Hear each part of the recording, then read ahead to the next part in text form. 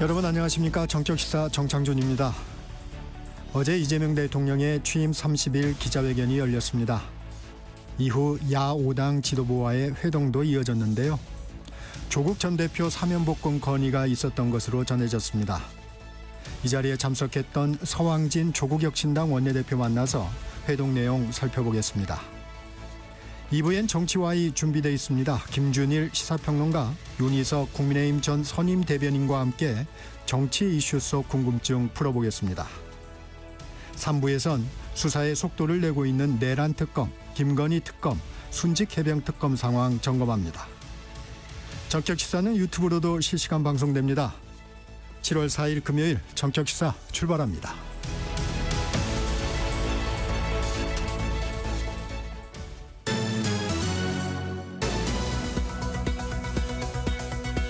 뉴스브리핑 시작합니다. KBS 허유진 기자 나와 있습니다. 허 기자 안녕하세요. 안녕하세요. 이재명 대통령 첫 기자회견에서 부동산에 대한 언급이 있었죠? 네, 그렇습니다. 최근 수도권 지역의 주택담보대출 한도를 6억 원으로 제한한 고강도 대출 규제와 관련해서 직접 입장을 밝힌 겁니다. 네. 맛보기에 불과하다는 말을 여러 번 반복해서 했고요. 부동산 관련 정책이 많다. 또 수요 억제책은 아직 엄청 많이 남아있다고 강조를 했습니다. 말 그대로 부동산 과열 분위기가 지속되면 추가 규제책을 쓸 수 있다는 점을 시사한 겁니다. 네. 이 대통령은 집값과 관련해서는 크게 두 가지 방향을 말했는데요. 수요 억제와 공급 확대입니다. 수요 억제책을 구체적으로 언급하진 않았지만 지금 강남 3구와 용산구 등에 지정이 돼 있는 토지거래 허가 구역을 확대하는 방안이 거론이 됩니다. 공급 확대 방안으로는 대선 때 공약으로 내세운 4기 신도시와는 살짝 거리를 뒀습니다. 네. 그러면서 기존에 계획된 신도시가 많이 남아있는데 공급이 실제로 안 되고 있다면서 속도를 빨리 할 생각이라고 말했습니다. 기존 택지 재활용이나 기존 부지를 활용하는 방안 등도 있다고 덧붙였는데요. 신도시 건설이 또 수도권 집중을 심화시키기 때문에 나라의 발전 전략 측면에서 검토해봐야 한다고 했습니다. 또 이 대통령은 투기적 수요가 부동산 시장을 교란하는데 이 전체적인 흐름을 바꿀까 한다면서 결국에는 부동산보다는 금융시장으로 투자를 옮기는 게 훨씬 나을 거라고 생각한다는 언급도 덧붙였습니다. 이 부분을 계속 강조하고 있습니다. 여권에서 추진하고 있는 검찰개혁과 관련한 입장도 전해주시죠.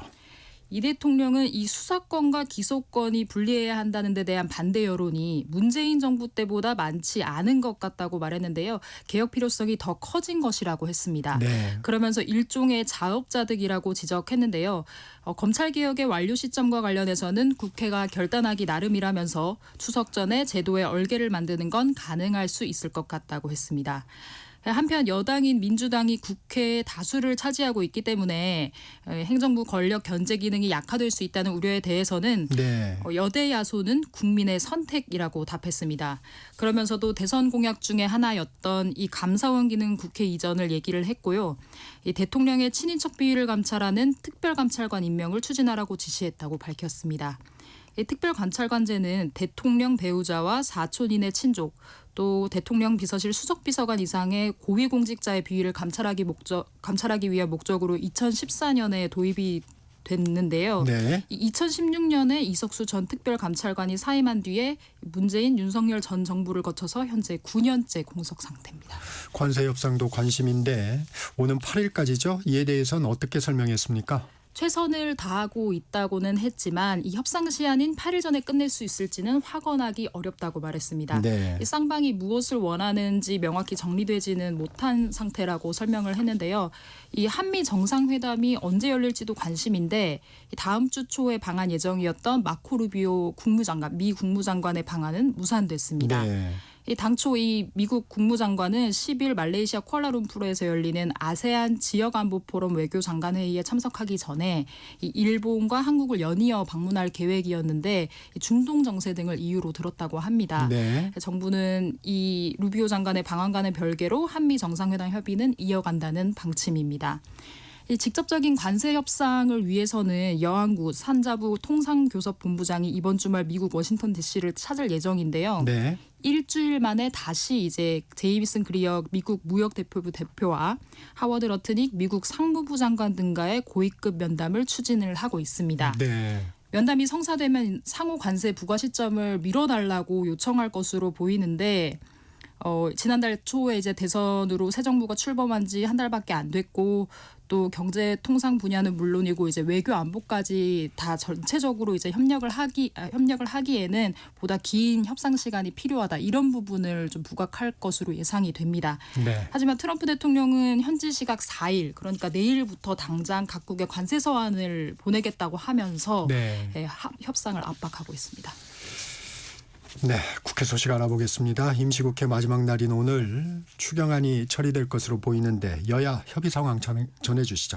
이 추경안의 세부 사항을 놓고 여야가 오늘 새벽에도 협상을 이어갔는데 네. 아무래도 오전까지 막바지 협상을 이어가지 않을까 싶습니다. 합의가 되지 않을 경우에는 민주당이 단독 처리할 가능성까지 열려 있는데요. 네. 앞서 국회는 정부가 30조 원 넘게 규모를 정한 추경안을 각 상임위별로 예비 심사를 하도록 했고 이제 이걸 거친 뒤에 예결위로 보냈거든요. 네. 근데 이 예비 심사를 거치면서 이 추경 규모가 커졌죠. 9조 5천억 원이 순증했습니다. 이게 그대로 반영되며 추경 규모는 40조 원에 육박하기 때문에 예결위에서 이걸 더하고 빼는 조정 작업을 시도했던 거고요. 그래서 이제 오늘까지 논의를 이어가게 된 겁니다. 이 여야 협상 쟁점은 약 91억 원 규모의 대통령실 특수활동비 네. 그리고 지역화폐 및 소비 쿠폰의 지방자치단체 부담 비율입니다. 대통령실 특수활동비에 관련해서는 국민의힘이 이제 민주당이 윤석열 시절에 전액 삭감을 했었는데 이걸 다시 이제 복구하려 든다면서 후원 무치하다고 반발하고 있는 상황이고요. 네. 지역화폐 관련해서는 민주당은 지역화폐 발행을 국가에서 일부 지원을 해주자 6천억 원을 추경안에 포함하자 이런 입장이고 국민의힘은 오히려 감액을 요구하고 있습니다. 네. 또 전국민 소비 쿠폰과 관련해서는 민주당은 지자체 사정이 어려우니 중앙에서 이제 지원을 하자 이런 의견인 반면에 국민의힘은 지자체 상황이 다 다르니까 국비를 좀 다르게 주자 이렇게 얘기를 하고 있습니다.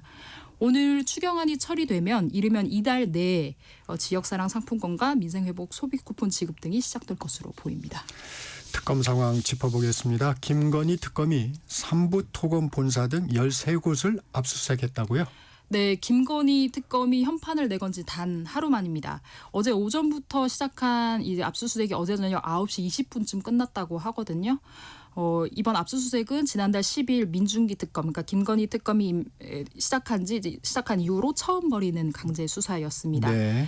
특검이 1호 수사 대상으로 삼부토건을 택한 건 이제 지난 2023년에 일어난 이 삼부토건 주가 조작 사건에 김건희 여사가 개입했는지 여부를 이제 들여다보기 위해서인데요. 네. 삼부토건 전현직 실질 사주와 대표 사주 이 10명이 넘는 사람들이 2023년 5월에 우크라이나 재건 사업을 할 것처럼 속여서 주가를 띄우고 수백억 원의 시세 차익을 얻었다는 혐의를 받습니다. 그래서 금융감독원이 지난 4월에 이 사람들을 검찰에 고발했는데 이때 당시에도 연루 의혹을 받았던 또 이제 도이치모터스 주가 조작 사건에서 핵심 인물이기도 한 이종호 씨는 고발 대상에서 빠졌습니다. 네. 네. 그런데 이제 이게 최상봉 순진 사건을 수사하는 과정에서 삼부토건의 주가 급등 직전에 이종호 씨가 해병대 예비역 단체 대화방에서 3부 내일 체크하고라는 메시지를 남겼는데요. 네. 그러니까 실제로 이 씨가 이 메시지를 올린 이틀 뒤에 김건희 여사가 우크라이나 대통령 영부인을 면담을 했고 그래서 이 삼부토건이 우크라 재건 테마주로 분류돼서 이제 주가가 상승하기 시작을 했습니다. 네. 뭐 또 원희룡 당시 국토부 장관과 윤 전 대통령까지 우크라이나를 방문하면서 재건 사업 참여를 시사하면서 이 주가가 5배 넘게 올랐다고 하거든요. 네. 그래서 이종호 씨가 이걸 사전에 알았고 또 이 배후에 김건희 여사가 있는 게 아니냐 이게 이 의혹의 핵심입니다. 김건희 특검팀은 이 삼부토건의 사무실 이전 문제도 좀 들여다보고 있다고 밝혔는데 뭐 고발인 조사, 압수수색한 물증 분석 이런 것들이 어느 정도 이뤄지면 김건희 여사를 피의자로 전환을 하거나 전격 소환할 가능성도 있어 보입니다. 내란 특검팀은 계엄 다음 날 이뤄진 삼천동 안가 해동 집중 조사하고 있네요. 네, 그렇습니다. 윤석열 전 대통령의 법률 참모였던 김주현 전 민정수석을 어제 소환해서 12시간가량 조사를 네. 했는데요. 이제 특검팀은 계엄 다음 날에 이 김 전 수석 민정수석을 포함해서 박성재 전 법무부 장관, 이상민 전 행안부 장관, 이완구 법제처장 등이 모인 이 삼청동 안가회동의 실체에 대한 수사를 이제 본격 시작을 했습니다. 네. 이 특검팀은 이 법조 4인방이 모인 이 모임에서 계엄의 절차적인 정당성을 확보하기 위한 목적으로 사후 계엄 선포문 작성과 서명을 논의했는지 등을 들여다보고 있는데요. 또 이제 내일 윤 전 대통령 2차 조사를 앞두고는 김성훈 전 대통령 경유처 차장을 불러서 대통령의 공수처 체포영장 집행 방해 혐의 네. 또 비화폰 기록 삭제 지시 혐의와 관련한 조사를 진행을 했습니다. 앞서 윤 전 대통령은 1차 조사에서 자신을 조사하던 경찰을 바꿔달라고 문제를 삼아서 그랬죠. 이 조사실 입실을 거부했는데 네. 이번에는 조사가 제대로 이루어질지 관심입니다. 네, 여기까지 듣겠습니다. 지금까지 KBS 허효진 기자였습니다. 고맙습니다. 감사합니다. 전격시사 듣고 계신 지금 시각 7시 31분입니다. 날씨와 교통정보 듣고 전격시사 이어갑니다. 전격시사 날씨 정보입니다. 올해 남부지방과 제주도의 장마는 평년보다 빠르게 종료됐습니다. 다만 아직 중부지방은 북한에 지나는 정체전선의 영향을 받을 가능성이 남아 있습니다. 오늘 오전부터 밤사이 수도권과 강원 내륙과 산지에 5에서 20mm의 장맛비가 내리는 곳이 있겠고요. 경기 북동부와 강원 내륙과 산지에는 내일 아침까지 비가 이어지는 곳이 있겠습니다. 비가 더위를 식히기보다는 습도를 높일 뿐인데요. 전국 대부분 지역에 폭염특보가 발효 중인 가운데 오늘도 한낮의 체감온도가 33도 이상으로 오르며 폭염이 이어지겠습니다. 지난 밤에도 도심과 해안을 중심으로는 열대야가 나타났는데요. 한낮에는 서울이 31도, 대전과 전주 34도, 강릉 35도, 대구 36도까지 오르며 어제만큼 무덥겠습니다. 습도가 높아서 체감온도는 더 높겠고요. 낮 동안에는 전국적으로 자외선도 몹시 강하겠습니다. 오늘 수도권과 강원도는 대체로 흐리겠고 그 밖의 전국은 맑겠습니다. 모레 일요일과 월요일에는 인천과 경기 북부, 강원 북부 내륙에 비 소식이 있습니다. 지금 서울의 기온은 26.2도입니다. 지금까지 날씨 정보의 조한일이었고요. 이어서 이 시각 교통 상황 알아보겠습니다. KBS 교통정보센터의 이현 씨입니다. 네, 무더위 속에 또다시 일상이 시작됐는데요. 그래도 오늘은 금요일이죠. 출근길 부담이 조금 덜한 날입니다. 서해안고속도로 목포 쪽 비봉 부근에서 속도를 줄이고 있습니다. 서울 방향 일찍 분기점에서 금천 쪽으로 정체되고 있습니다. 평택 시흥고속도로 평택 쪽인데요. 남한산에서 남한산 분기점 쪽으로 밀려가고 있습니다. 경부고속도로 서울 쪽은 수원 부근에서 더딘 흐름이고요. 달래내 부근에서 반포 쪽으로 천천히 이동하고 있습니다. 서울시내 북부간선도로 도심 쪽입니다. 원룸 분기점 부근에서 사고 있었습니다. 처리는 됐지만 구리 시계에서 화월공 램프 쪽으로 속도가 떨어집니다. 강변북로 구리 쪽 양화대교 부근의 사고도 정리됐고요. 현재 지체는 가양대교에서 반포대교 쪽으로 이어지고 있는데요. 35분 정도 예상됩니다. KBS 교통정보센터였습니다.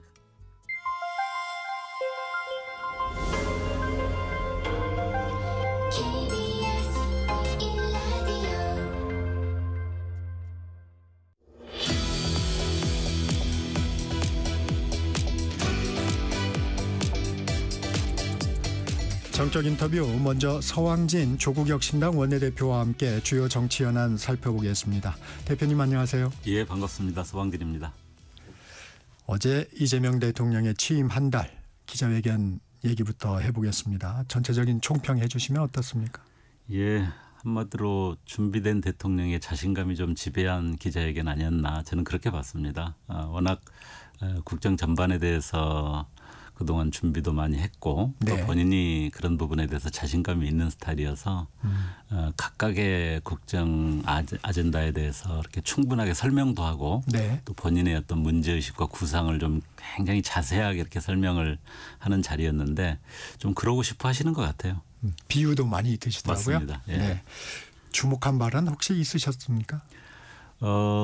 사실은 검찰개혁이나 인사 이 문제에 대해서 어떻게 답을 하실까 하는 부분이 제일 관심사였습니다. 저 개인적으로는. 왜냐하면은 직전까지 조국혁신당 입장에서 검찰 개혁 관련한 민정수석이나 법무차관 인사라든지 그 전날에 있었던 검찰 내 인사 이런 부분에 대해서 상당히 실망감을 표하기도 했었거든요. 그래서 그런 부분들에 대해서 기자들도 당연히 물어볼 것 같았고 대통령은 어떤 입장일지 궁금했는데 생각보다 굉장히 명료하고 분명하게 답을 하신 거라고 저는 느꼈습니다. 분위기도 좀 살펴보겠습니다. 연단을 없애고 질문 기자를 명함 뽑기 이 추천 방식으로 선정하기도 했는데 인상적인 장면은 좀 어떤 부분이었어요? 글쎄요, 뭐 진행하는 형식과 관련해서는 뭐 저는 뭐 특별하게 주목하지는 않았습니다만은 네네. 그 방식으로 하다 보니까 지역 기자분들이 꽤 많이 선정이 되셔서 균형 발전 문제나 지역의 구체적인 문제들이 많이 논의가 돼서 그 부분은 조금은 이제 뭐랄까 집중력은 좀 떨어지지 않았나 저는 그런 생각이 들었습니다.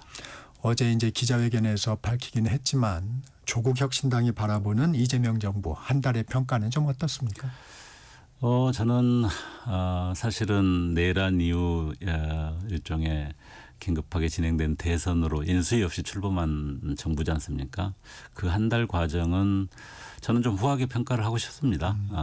우선 국제적으로 대한민국이 정상적으로 작동하고 있다는 것을 어쨌든 보여줬고요.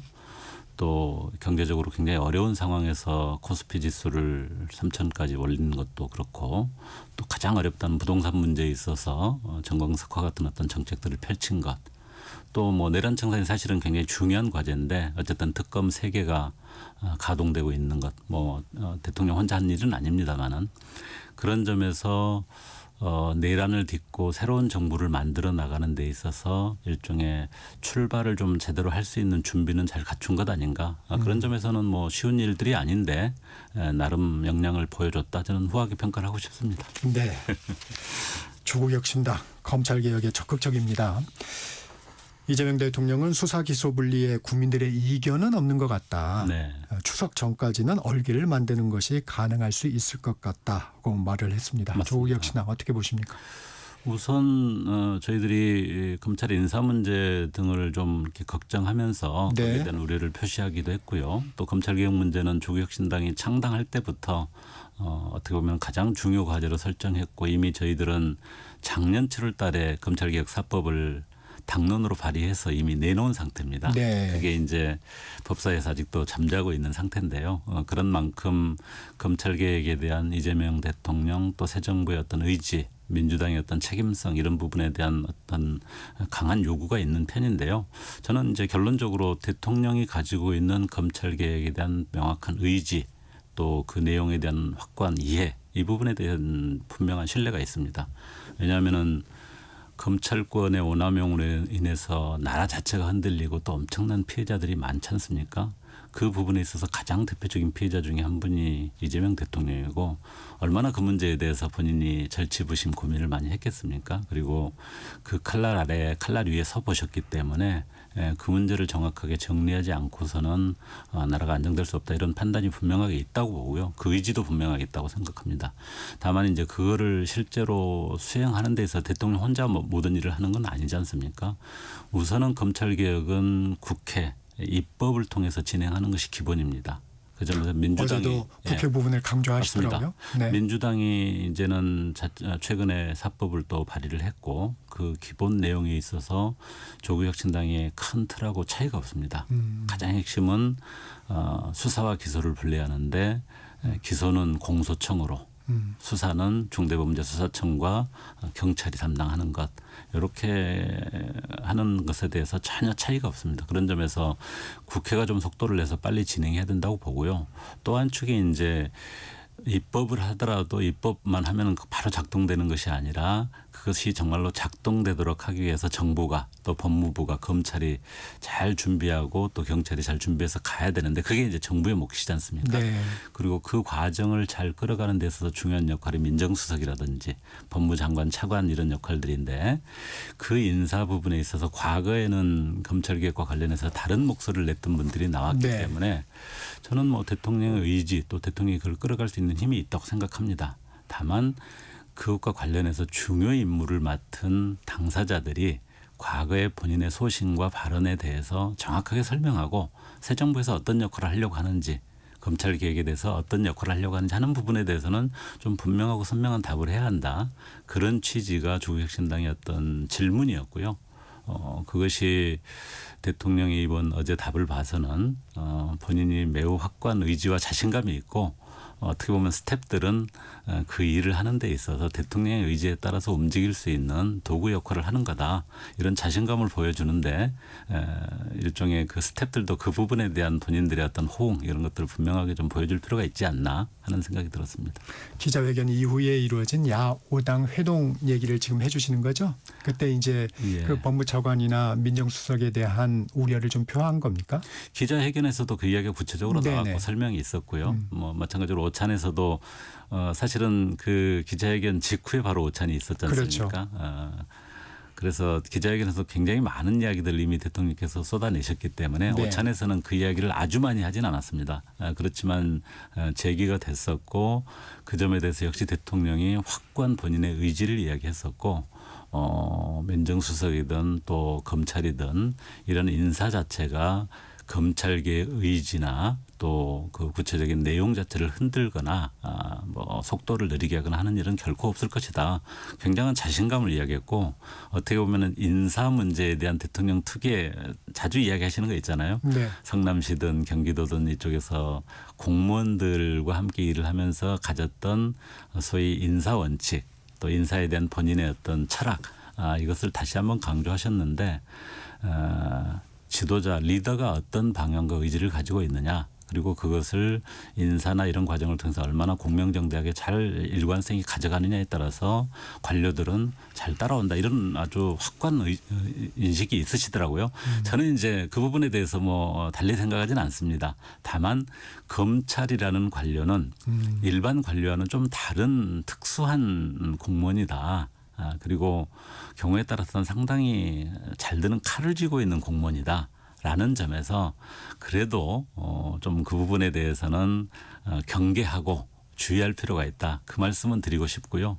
조국혁신당은 그 부분에 관해서는 늘 지켜보고 그 역할을 하고 있는 주요한 인사들이나 검찰이 정말로 국민들의 뜻에 맞춰서 잘 가려고 하는지를 감시할 생각은 가지고 있습니다. 이번에 검찰 고위 간부 인사에 대해서도 조국혁신당은 좀 우려하는 부분이 좀 있으시죠? 예, 그 말씀드린 대로 민정수석과 법무차관 인사에 대해서 저희들이 아까 말씀드린 대로 과거의 발언 또 본인들의 소신 이것이 새 정부의 어떤 검찰개혁이라고 하는 핵심적인 국정과제의 기조와 비춰볼 때 어긋나는 부분이 있는데 새 정부에서 그런 역할을 하고자 한다면은 어떤 변화가 있는지 어떤 역할을 하고자 하는지 하는 부분에 대해서 본인들이 분명하게 밝히는 게 필요하다. 대통령은 뭐 명확하게 검찰개혁에 대한 방향을 밝혔고 그것을 해 나가는 데 있어서 새로운 인사라고 하는 것은 도구이고 검찰을 설득하고 그 과정을 원만하게 잘 해나가기 위한 어떻게 보면은 역할을 기대한다라고 말씀을 하신 거지 않습니까? 그러면은 당사자들이 그 점에 대해서 분명하게 그런 의지와 그런 계획을 가지고 참여했다는 것들을 밝히는 게 필요하다. 그렇게 생각합니다. 중앙지검장이나 서울중앙지검장, 검찰국장에 대한 인사에 대해서도 좀 우려가 나오는 것 같더라고요. 조국혁신당에서. 네, 당에서는 이제 과거 예를 들면 김학의 사건이라든지 이런 부분들과 연관돼 있던 네. 검사들이 뭐 영전을 하거나 또는 뭐 이렇게 좋은 자리로 이렇게 움직였던 것들 때문에 실제 당사자들이 조국혁신당에 있습니다. 차규근 의원이라든지 네. 뭐 또 이규원, 이광철 변호사 등 그런 담당 당사자들이 있어서 조금은 놀랍고 그렇게 인사가 갔을 때 소위 정의가 실현될 수 있는 거냐. 또 앞으로 검찰개혁이나 이런 부분에 있어서 우려가 좀 제기될 수 있는 것 아니냐 이런 것들이 있는데요. 저는 뭐 다시 한번 말씀드리지만 대통령이 가지고 있는 검찰개혁 의지에 대해서 확고하게 신뢰를 합니다. 그리고 본인도 너무나 명확하게 국민들 앞에서 그렇게 말씀하셨기 때문에 그게 흔들릴 거라고 생각하지 않고요. 다만 검찰이 가지고 있는 특성 또 정권 초기에 어떤 힘이 막강했을 때 상황과 달리 어떤 시점에서는 또 다른 어떤 변화가 올 수 있다는 점에서 늘 경계하고 감시할 필요는 있다 이렇게 생각합니다. 야5당 오찬 회동과 관련해서 여쭙겠습니다. 조국혁신당 어떤 건의를 좀 하셨습니까? 뭐 처음에 공개 저 자리에서는 각 당의 대표가 모두 발언을 통해서 아주 공식적인 입장들을 이야기를 했고요. 그 이후에 이제 비공개 회동에서는 네. 굉장히 소탈하고 격이 없이 편하게 이야기를 했습니다만 공개 비공개를 망라해서 조국혁신당 입장에서는 가장 중요한 검찰 개혁에 대해서 확고하게 진행을 해달라 다시 한번 말씀을 드렸고요. 두 번째로는 우리가 내란을 겪고 그 과정에서 사실은 정치인들도 국회도 노력을 했지만 많은 국민들이 광장에서 그 긴 겨울 동안 노력을 하고 그 과정에서 국민들의 삶의 문제 어떻게 대한민국을 좀 변화시켰으면 하는지 그런 네. 열망들이 쏟아져 나왔지 않습니까?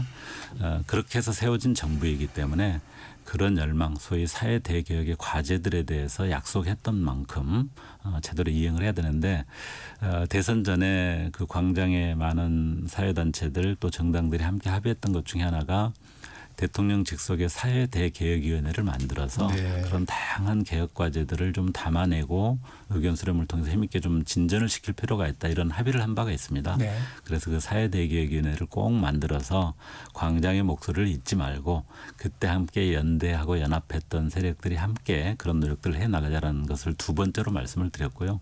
마지막으로 한 가지는 저희는 이제 창당 때부터 윤석열 정부를 검찰 독재 정부라고 규정을 했었습니다. 실제로 네. 그렇다고 생각하고 있고요. 네.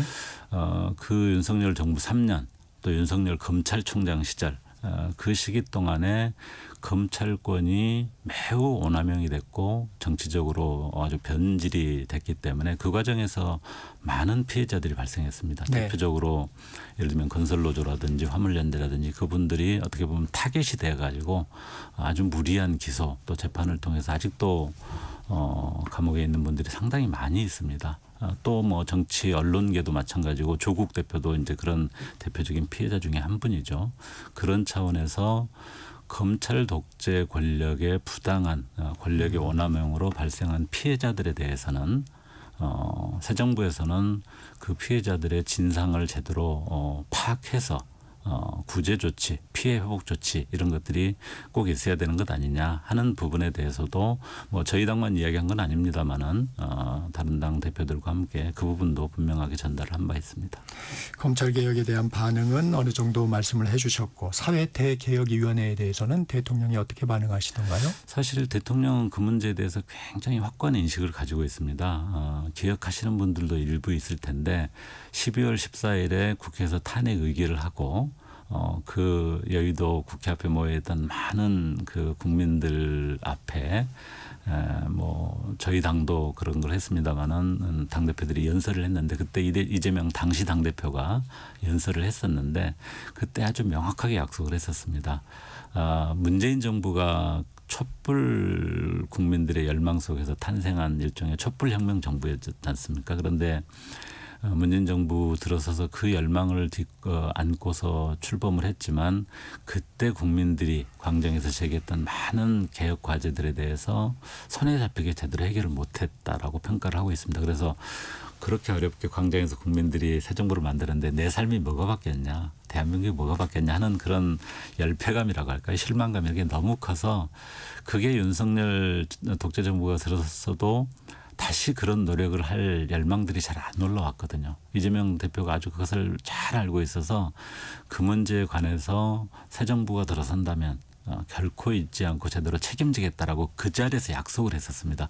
본인도 어제 그 이야기를 하시더라고요. 그걸 기억하고 있고 책임 있게 하겠다는 이야기를 했고 그거를 좀 논의하기 위한 그 사회 대개혁위원회와 관련해서 어제 이제 대통령 외에도 비서실장 정무수석이 배석을 했는데 굉장히 진지하게 논의하고 있고 제 생각으로는 조만간 사회대개혁위원회가 어떻게 구성돼서 어떻게 작업들을 해나갈지 윤곽이 드러날 거라고 느껴졌습니다. 저희 언론이 관심을 갖는 부분은 또 검찰의 부당한 피해자. 근데 특히 이제 조국 전 대표에 저희가 관심이 많습니다. 네. 그 부분에 대해서는 어떻게 말씀하시던가요? 이게 사실은 뭐 많은 피해자들 훨씬 더 약자들도 계셔서 조국 혁신당으로서도 조국 대표 이야기만 할 수 있는 것은 아니었고요. 또 저희들이 먼저 이야기하지도 않았습니다. 다행히 사회민주당의 한창민 대표가 최근에 그 검찰권의 오남용으로 피해를 당한 많은 노동자들 여러 분야의 분들이랑 함께 일종의 진상 규명도 요구하고 피해자 보고대회 같은 활동을 하고 계셔가지고 한창민 대표가 그 이야기를 하시면서 정치 분야에서 대표적 피해자인 조국 대표의 사면도 조속하게 하는 게 필요하지 않느냐라고 이야기를. 조국 혁신당이 먼저 얘기한 건 아니에요? 예, 한창민 대표가 먼저 이야기를 꺼내 주셔서 자연스럽게 대통령께서도 그 문제에 대해서 얼마나 잘 알고 생각이 많으시겠습니까? 네. 근데 이제 주로 저희들이 이야기를 많이 했던 것은 아까 말씀드린 건설노조 화물연대 같은 경우가 그렇게 타겟이 돼서 피해를 받은 부분 알고 보니까 이 대통령께서 노동법 전문가시더라고요. 변호사 시절에도 그 분야를 많이 다뤘고 그래서 그 기소라든지 실제로 또 법원에서 판결로 유죄가 나고 그랬는데 그것이 얼마나 좀 무리하고 부당한가 하는 부분에 대한 굉장히 확고한 판단이 있으시더라고요. 그래서 그 이야기를 한참 하면서 저는 이제 그 과정에 그런 이야기를 했었습니다. YS DJ 시절에는 군부 독재, 군사 독재 시절에 엄청난 피해자들이 있었지 않습니까? YS는 취임하자마자 9일 만에 대대적인 사면복권을 했었습니다. DJ도 취임 10일 만에 대대적인 사면복권을 해서 기존 군사정부 때 가졌던 많은 피해, 왜곡 이런 것들로 인해서 고통받은 사람들에 대한 대사면 조치가 있었다라는 말씀을 드렸더니 이 대통령께서 깜짝 놀라시면서 우리는 너무 늦었네요 이런 말씀도 하시더라고요. 그런 차원에서 특히 노동자들의 그런 어떤 고통들 또 검찰 권력의 원함형으로 많은 피해를 당한 전반적인 것들을 비서실장한테 한번 실태를 좀 조사를 해보라 이렇게 지시도 하셨기 때문에 그런 것들이 전체적으로 좀 윤곽이 드러나면 그 부분에 대해서 어떤 조치를 취할지 진지하게 판단하시지 않을까 그렇게 생각이 들었습니다. 조국 전 대표를 콕 집어서 얘기를 하시지는 않았죠. 그렇습니다. 대통령께서. 네, 그렇습니다. 네, 국회 상황 조금 살펴보겠습니다. 이 조국혁신당의 현안 중에 하나가 그 교섭단체 구성 요건 좀 완화 부분인데 맞습니다. 그 부분은 지금 어떻게 좀 협의가 되고 있습니까? 예, 사실은 법이 이미 3개가 발의돼 있는 상태입니다. 조국혁신당의 정춘생 의원이 가장 일찍 발의해서 10석으로 교섭단체 기준을 완화하자 이런 법을 발의했고요. 민주당의 박홍근 의원이 15석. 또 민영배 의원이 10석 이렇게 3법이 이미 발의돼 있어서 운영위에서 논의만 하면 본격적인 논의가 가능한 상태고요. 또 한 가지 중요한 그동안 협의되어 온 것이 대선 전에 당시 야5당인데 민주당, 조국혁신당, 진보당, 기본소득당, 사회민주당 5개 당이 원탁회의라는 것을 만들어서 했었죠. 내란 과정에 어떻게 잘 대응하고 또 내란 이후에 새 정부를 구성하는 과정에서 어떤 역할들을 서로 연대하고 협력할 것인가 논의를 했는데 그런 논의를 하는 과정에서 한 5가지 정도의 합의사항을 원탁회의 2차 선언문이라는 것으로 발표를 했었습니다. 그 발표 내용 중에 하나가 민주헌정 수호를 제대로 쭉 해나가기 위해서 이 연합이 잘 유지돼야 된다. 그렇게 하기 위해서 제도 기반이 필요한데 그 핵심 내용으로 교섭단체 기준 하나와 결선 투표제가 있고 교섭단체 기준 하나는 대선이 끝나자마자 바로 마무리한다. 방향은 이미 이제 완화하는 걸로 이렇게 설정했었고 그런 합의를 한 바가 있습니다. 그래서 민주당이 함께 합의를 했던 그 방향은 이미 정해져 있기 때문에 그리고 법안도 이미 발의가 돼 있기 때문에 운영에서 논의만 바로 하면 될 정도이고 뭐 처음 정부 들어서 한 달 동안은 인수위 없이 출발한 정부이기 때문에 뭐 인사도 해야 되고 새 출발을 해야 되는 준비 시간이 필요했다고 보고요. 7월에는 그 논의를 본격적으로 해야 되지 않나 생각하고 있습니다. 국회 지금 추경안 협의가 한창인데 이 대통령실 특활비 증액 논란이 좀 있습니다. 사실 민주당이 대통령실 특활비를 지난해 말 예산에서 다 삭감했지 않습니까? 근데 이번에 이제 증액을 요구하는 부분인데 이 부분은 좀 어떻게 보십니까? 우선 이번 추경의 본질 자체가 사실은 민생 자체가 거의 벼랑 끝에 와 있는 상황이고 내수 진작을 통해서 정말로 한 방울의 어떤 생명수를 주는 그런 마중물 역할을 해야 되는 것이 본질이라고 저는 생각하고요. 네. 그 부분은 더 이상 늦출 수 없다고 생각합니다. 다만 특활비 문제가 갑자기 떠올랐는데 네. 어떻게 보면은 인수위 없이 새롭게 출발한 정부이기 때문에 굉장히 필요한 어떤 비용이 있을 거라고 생각은 듭니다. 다만 지난 예산에서 그것을 삭감을 했는데 저는 뭐 민주당이 설명했는지는 모르겠습니다만 제 기억으로는 삭감 자체가 목표는 아니고 그때 일정이 급박하게 예산을 마무리해야 되는 상황에서 우선 삭감해 놓고 바로 이렇게 협의를 하려고 했는데 비상계엄이 일어나면서 중단된 상황입니다. 그런 점에서 야당한테 충분하게 설명하고 투명하게 설득할 필요가 있지 않나 하는 생각이 듭니다. 네, 오늘 여기까지 듣겠습니다. 지금까지 서왕진 조국혁신당 원내대표였습니다. 고맙습니다. 반갑습니다. 정격시사 1부 여기서 마칩니다. 전하는 말씀 듣고 2부에서 뵙겠습니다.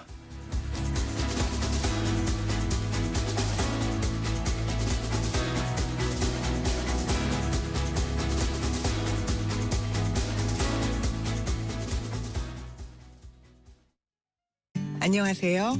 서울특별시의회 의장 최우정입니다. 서울의 즐거운 변화, 여러분은 느끼고 계신가요? 기초학력 검사 덕분에 우리 아이 부족한 부분을 보완할 수 있었어요. 도시계획으로 지하 안전까지 미리 챙겨주니까 안심이 되네요. 이 변화의 중심에는 시민의 목소리를 정성껏 듣고 실천하는 111명의 의원들이 있습니다. 앞으로도 시민의 삶을 더 세심하게 챙겨 내일이 기대되는 서울을 만들겠습니다. 청렴한 의회로 늘 시민 곁에 있겠습니다. 이 캠페인은 서울특별시의회와 함께합니다. 광복 80년 KBS 라디오 캠페인 밸류업 대한민국.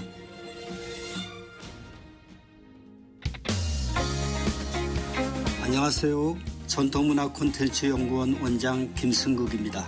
우리 전통문화는 일제강점기 36년간 철저하게 파괴되고 왜곡되고 비하되었죠. 광복 이후 전통문화 복원과 재건의 노력이 있었지만 곧바로 6.25 전쟁으로 순환을 겪었습니다.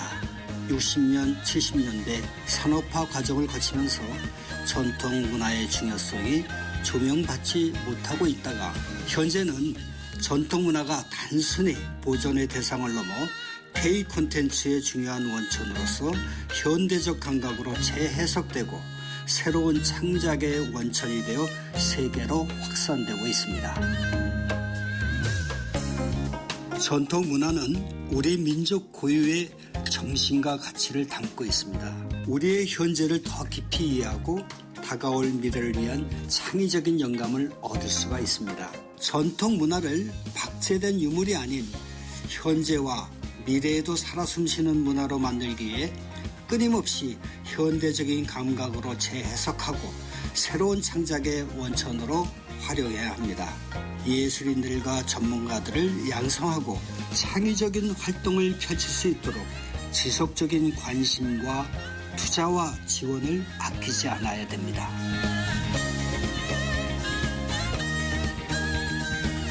광복 80년 우리가 가야 할 길을 묻습니다. KBS 라디오 캠페인 밸류업 대한민국이었습니다.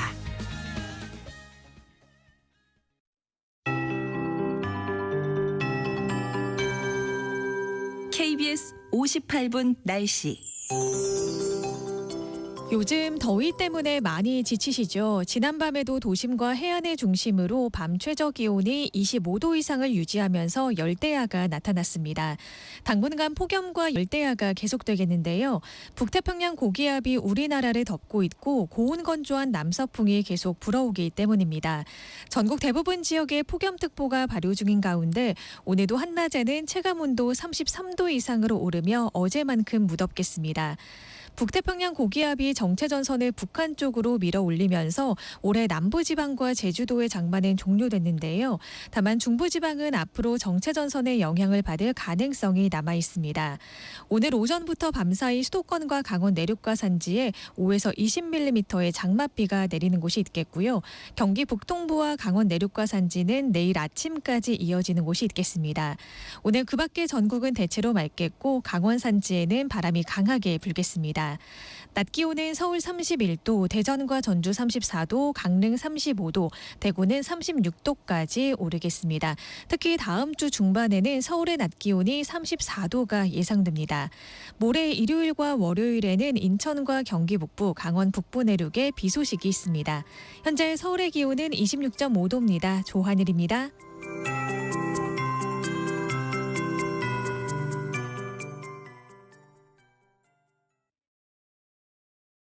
정성을 다하는 국민의 방송 KBS가 8시를 알려드립니다. AM 711kHz, FM 97.3MHz, KBS 1라디오입니다. HLKA.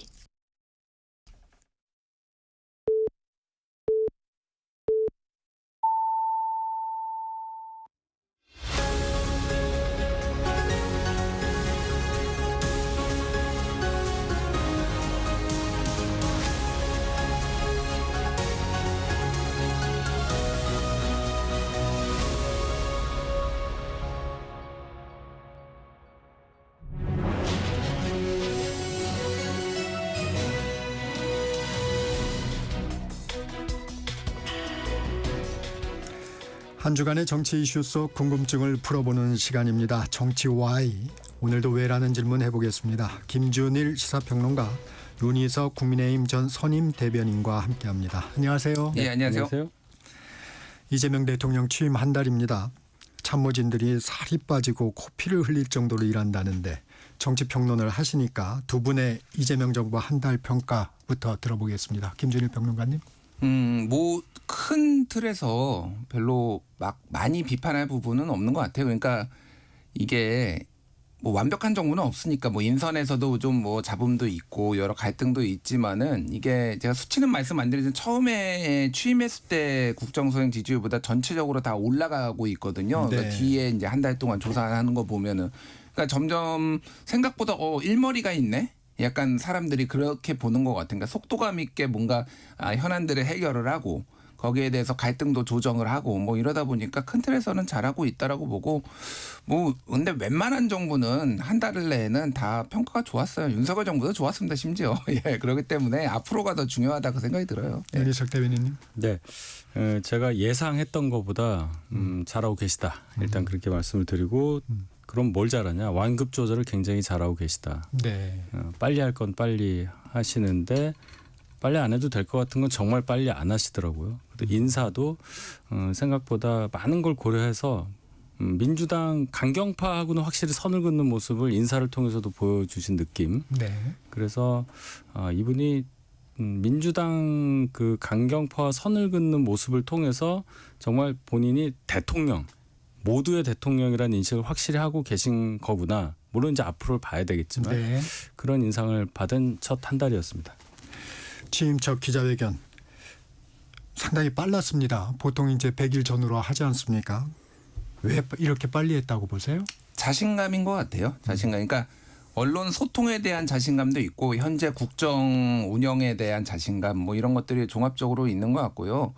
뭐 이게 빨리 했다라고 해서 욕먹는 일은 없잖아요. 아, 그럼요. 예, 그러니까요. 뭐 언론 입장에서도 당연히 자주 좀 대통령이 기자회견을 하면 좋겠다 이런 얘기를 해왔고 과거 이제 대통령들 보면은 김대중 대통령과 노무현 대통령은 재임 기간에 150번 이상 여러 이제 뭐 기록들을 보면은 150번 이상 기자회견을 했다라는 거예요. 근데 이명박 정부는 대략 한 20번 정도, 박근혜 정부도 한 16차례 뭐 이렇게 이게 기준이 좀 달라가지고 조금씩 다른데 문재인 정부도 뭐 한 8번에서 뭐 20번까지 좀 간극이 있습니다.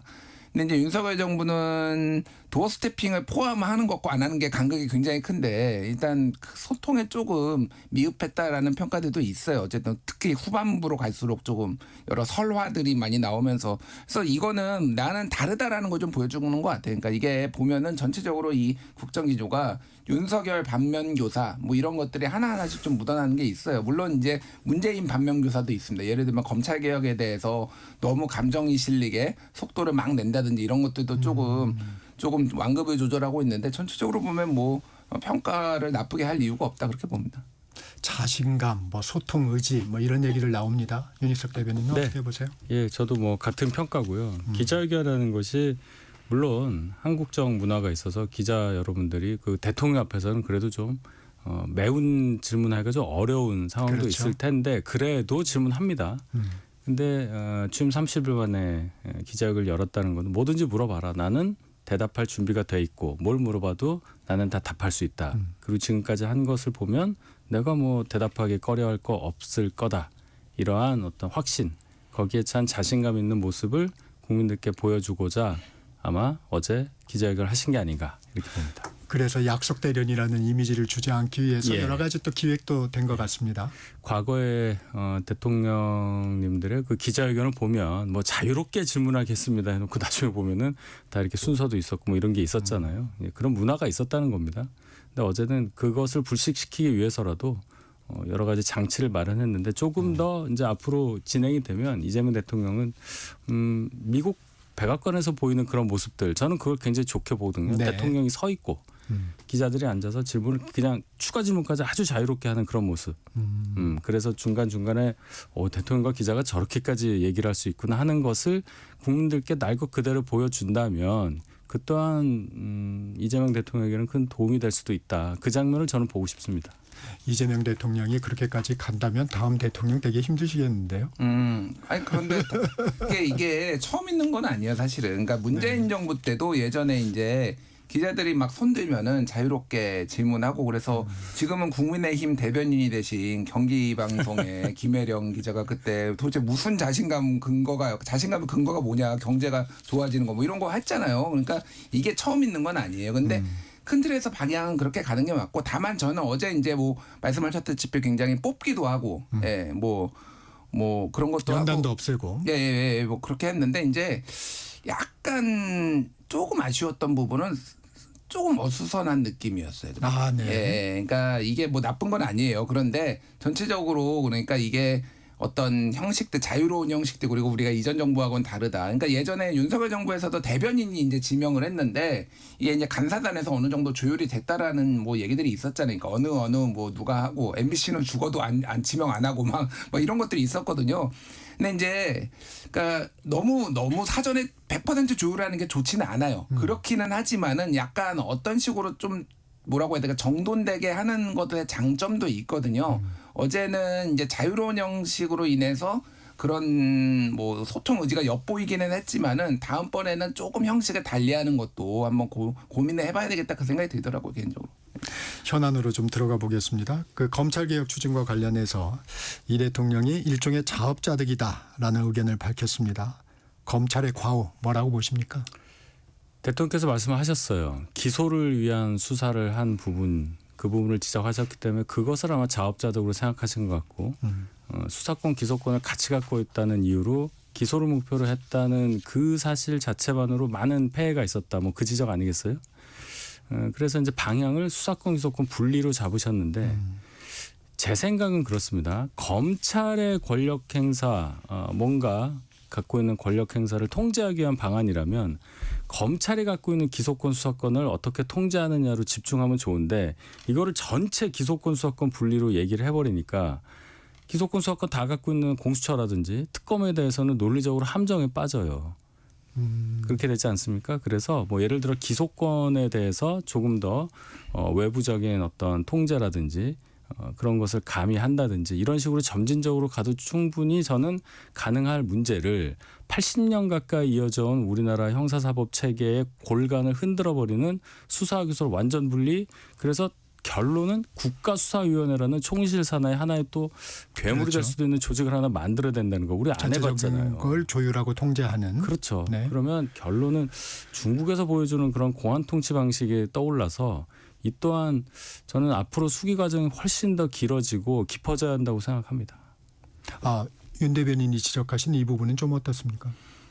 수사와 기소를 분리한 게 전 세계에 아무 나라도 없고 지금 우리나라가 처음 뭐 시도하는 게 아니잖아요. 그러니까 그렇게 그러니까 각 나라마다 이 사법 시스템이나 이런 수사 권력기관에 대한 시스템은 다 달라요.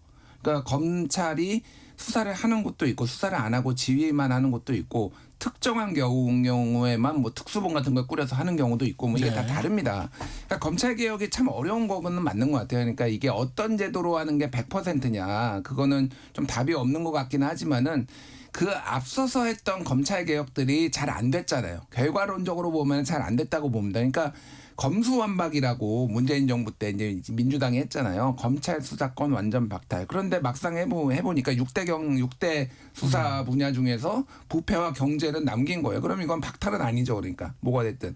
그러니까 이게 이것도 해보고 저것도 해봤는데 안 됐다라고 하면은 지금은 많은 국민들이 이제는 수사와 기소를 분리해야 되는 게 아니냐 제대로. 그래서 너무 이제 기소를 위해서 그러니까 말 그대로 그러니까 검사는 기본적으로 내가 수사를 했는데 이거를 무혐의가 나오면 그 조직 내에서는 이건 무능한 검사예요. 그러니까 기소 지향성이 있는 거죠. 어떻게 해서 유죄를 받아내게 하려는 건데 이거를 분리를 해놓으면은 수사는 이 사람들이 하고, 근데 위에서 기소청이나 뭐 공소청이 보기에는 이거는 문제가 있는데라고 하면은 그거를 조율할 수 있는 겁니다. 이게 수사가 엇박자가 날 수도 있는 거지만 수사를 어떻게 보면 상호 견제를 할 수도 있는 거기 때문에 이게 반드시 뭐 독재 뭐 이렇게 가는 거는 논리적으로 조금 너무 비약이다 생각이 들고, 공수처도 다 가지고 있는데 공수처는 수사 분야가 제한돼 있잖아요. 그러니까. 할 수 있는 게 고위공직자와 관련해서, 그러니까 이게 뭐 전방위적으로 무소불위로 지금 권력을 휘두를 거라고 생각을 안 하고 오히려 공수처 지금 무능하다고 난리 아닌가요?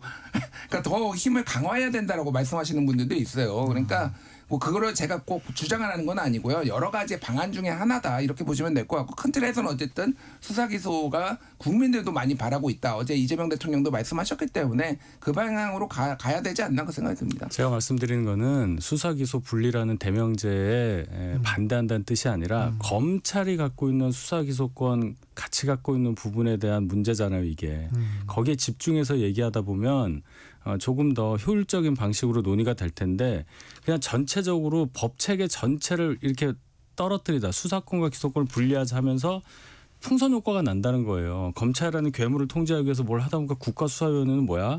이게 왜 총리실 산하에 있어? 그러면 행정부에서 하는 행위에 대해서 그 행정부 산하에 있는 국가수사위원회가 과연 제대로 독립적으로 움직일 수 있는 거야?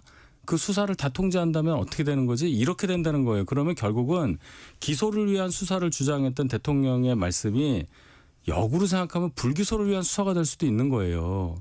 이런 얘기는 왜 안 하느냐. 그걸 제가 말씀드린 겁니다. 그러니까 뭐 저도 어느 정도 일리가 있고 짧게 보론으로 하면은, 그래서 지금 뭐가 중수청인지 이름은 모르겠으나 이거를 어디에 두느냐를 놓고 민주당이나 다 이견이 있어요. 지금 최근에 언론 보도에 따르면은 국정기획위에서는 지금 이건 법무부 산하에 둔다라는, 미국에는 FBI가 법무부 산하에 있기 때문에 그러니까 중수청과 기소청이 둘 다 법무부 산하에 있는 건데, 민주당에서는 이거를 행안부 산하에 둬야 된다. 근데 행안부가 그러면 경찰도 있고 중수청까지 들어오면 너무 비대해지는 거 아니냐. 그러니까 이걸 국무총리 산하에 두는 거 아니냐. 그러니까 국가수사위원회가 필요한 거 아니냐. 뭐 이런 식의 이제 논쟁과 논리들이 있는 거예요. 이런 부분들이 이제 조정이 되겠죠. 이제 아직 그러니까 이게 확정된 건 아니에요. 민주당 내에서도. 그래서 여러 의견이 있으니까 그거는 정성호 법무부 장관이 또 야당도 동의할 수 있는 법안을 만들겠다. 검찰개혁 하겠다라고 하니까 좀 지켜볼 필요는 있다. 그 생각이 듭니다. 네.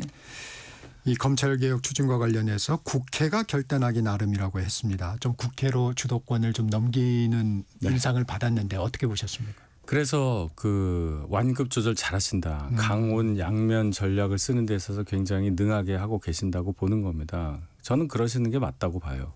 어쨌든 굉장히 세게 부딪힐 곳은 국회입니다. 그래서 300명이라는 국회의원이 있는 거고, 그래서 각 당마다 원내대표가 있는 거고, 뭐 그런 거 아니겠습니까? 대통령은 어디까지나 어제도 대통령 이렇게 강조를 하셨잖아요. 네, 아마 또 띄어서 읽으셨어요. 예, 네. 저는 그 통짜를 강조하신 거라고 보는데, 이제 모두의 대통령이 되셨으니까 그런 관점에서 일을 하시겠다는 의지로 보이고, 복잡하고 이해관계도 넘쳐나서 이 대립이 첨예하게 되어 있는 사안에 대해서는 국회에서 충분히 논의하고 거기서 결정하셔라. 예, 저는 그 말씀에 동의합니다. 이 입법 시기와 관련해서 추석 전이 얘기되고 있는데, 이 대통령도 그때까지 얼개를 만드는 건 가능할 수 있다 이렇게 얘기를 했습니다. 검찰개혁 시간표는 좀 어떻게 보십니까? 뭐 대통령이 이렇게 말씀하시면 대통령이 말한 대로 되지 않을까요? 그러니까 추석이 10월 6일부터 추석 연휴더라고요.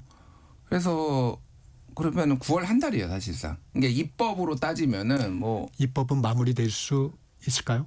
그러니까 이게 지금 하려고 하면 할 수가 있겠죠. 그런데 이제 정성호 법무부 장관을 임명한 배경도 그렇고 어제 대통령의 전체적인 기조 말도 보면은 제도적으로 이게 숙성되기까지는 굉장히 어렵다라는 거 아니에요. 그러니까 이게 시행착오도 있을 거니까 가급적이면 국회를 존중하겠지만은 저는 그 얘기가 그렇게 들렸어요.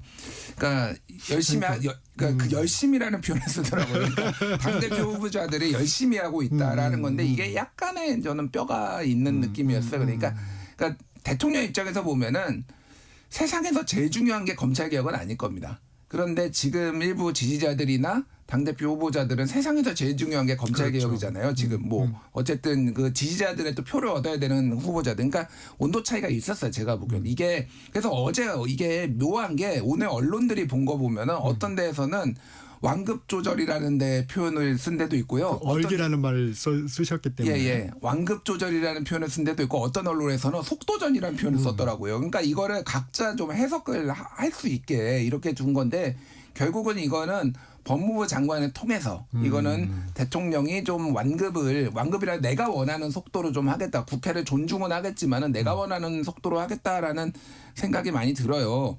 저는 어제 이제 이 검찰 개혁과 관련해서 또 인사 문제와 관련해서 굉장히 눈에 띈 게 뭐냐면은 왜 친윤 검사들 쓰느냐, 왜 옛날 정부들 쓰느냐 막 이렇게 비난이 있었잖아요. 비난이라기보다는 뭐 이건 뭐 비판들.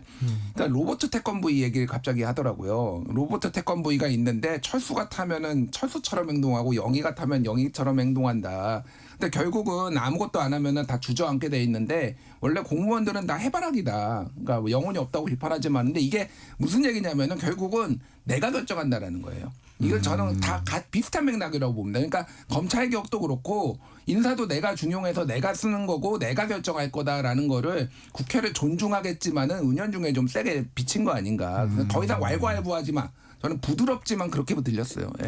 민주당에서는 추석 전까지 입법 완료를 공언하고 있고 당권 주자들이 대통령은 그때까지 얼개를 만드는 게 가능하지 않겠느냐. 이 말의 좀 차이는 어떻게 보십니까? 일단 당권 주자들이 지금 빌공짜 공약을 하고 있는 거죠. 대통령 말씀대로 저는 실질적으로 법을 만드는 과정이 석 달 안에 안 된다고 해요. 올해 그나마 추석이 늦어서 10월 6일인가 그렇잖아요. 그래서 석 달입니다. 원래대로라면 9월 정도 되니까 2달 안에 이걸 어떻게 다 법안으로 성안을 시키겠어요. 얼개라고 말씀하시는 거, 얼개가 뭐 짜임새 구조 이런 건데 그래서 전체적인 그림을 그릴 수 있는 시점이 석 달 후 정도 될 거라고 말씀하신 게 저는 상식적으로 맞다고 보고 다만 이제 당권을 거머쥐어야 하는 분들은 급하죠. 선명성 경제. 그렇죠. 그러니까 뭐 추석 때 검찰이 해체된다는 뉴스를 뭐 듣게 해드리겠다는 등 굉장히 센 발언을 하시는데 그게 이렇게 민주당 전체에 도움이 될까 싶어요. 요거 관련해서 짧게 한 말씀만 드리면은 문재인 정부 때 이제 2차례에 걸쳐서 검찰 개혁, 권력기관 개혁이 있었잖아요. 근데 뒤에 했었던 게 소위 말하는 이제 검수완박이라는 네이밍이 붙었어요. 이제 검찰 수사권 완전 박탈 뭐 이런 거잖아요. 이게 민주당의 지지자 유튜버가 처음 쓴 말이에요. 그러니까 검수완박. 처음 나온 게 그렇습니까? 예. 그러니까 그거를 좋다라고 하면서 의원들이 쓰기 시작하고 언론도 쓰기 시작하고 그래서 이게 마치 검수완박이 이제 검찰 개혁의 요체처럼 됐는데 아까 말씀드렸지만은 6대 수사 중에 2개 경제 부패는 남고 나머지가 이제 경찰이 가져간 거죠. 검경 수사권 조정이잖아요. 박탈도 아니에요. 그러니까. 근데 이게 이제 네이밍이 과도하고 열정이 과도하고 뭐 이랬단 말이에요. 근데 그 검수완박에는 감정이 실려 보여요. 그러니까 검찰을 한번 손보겠다.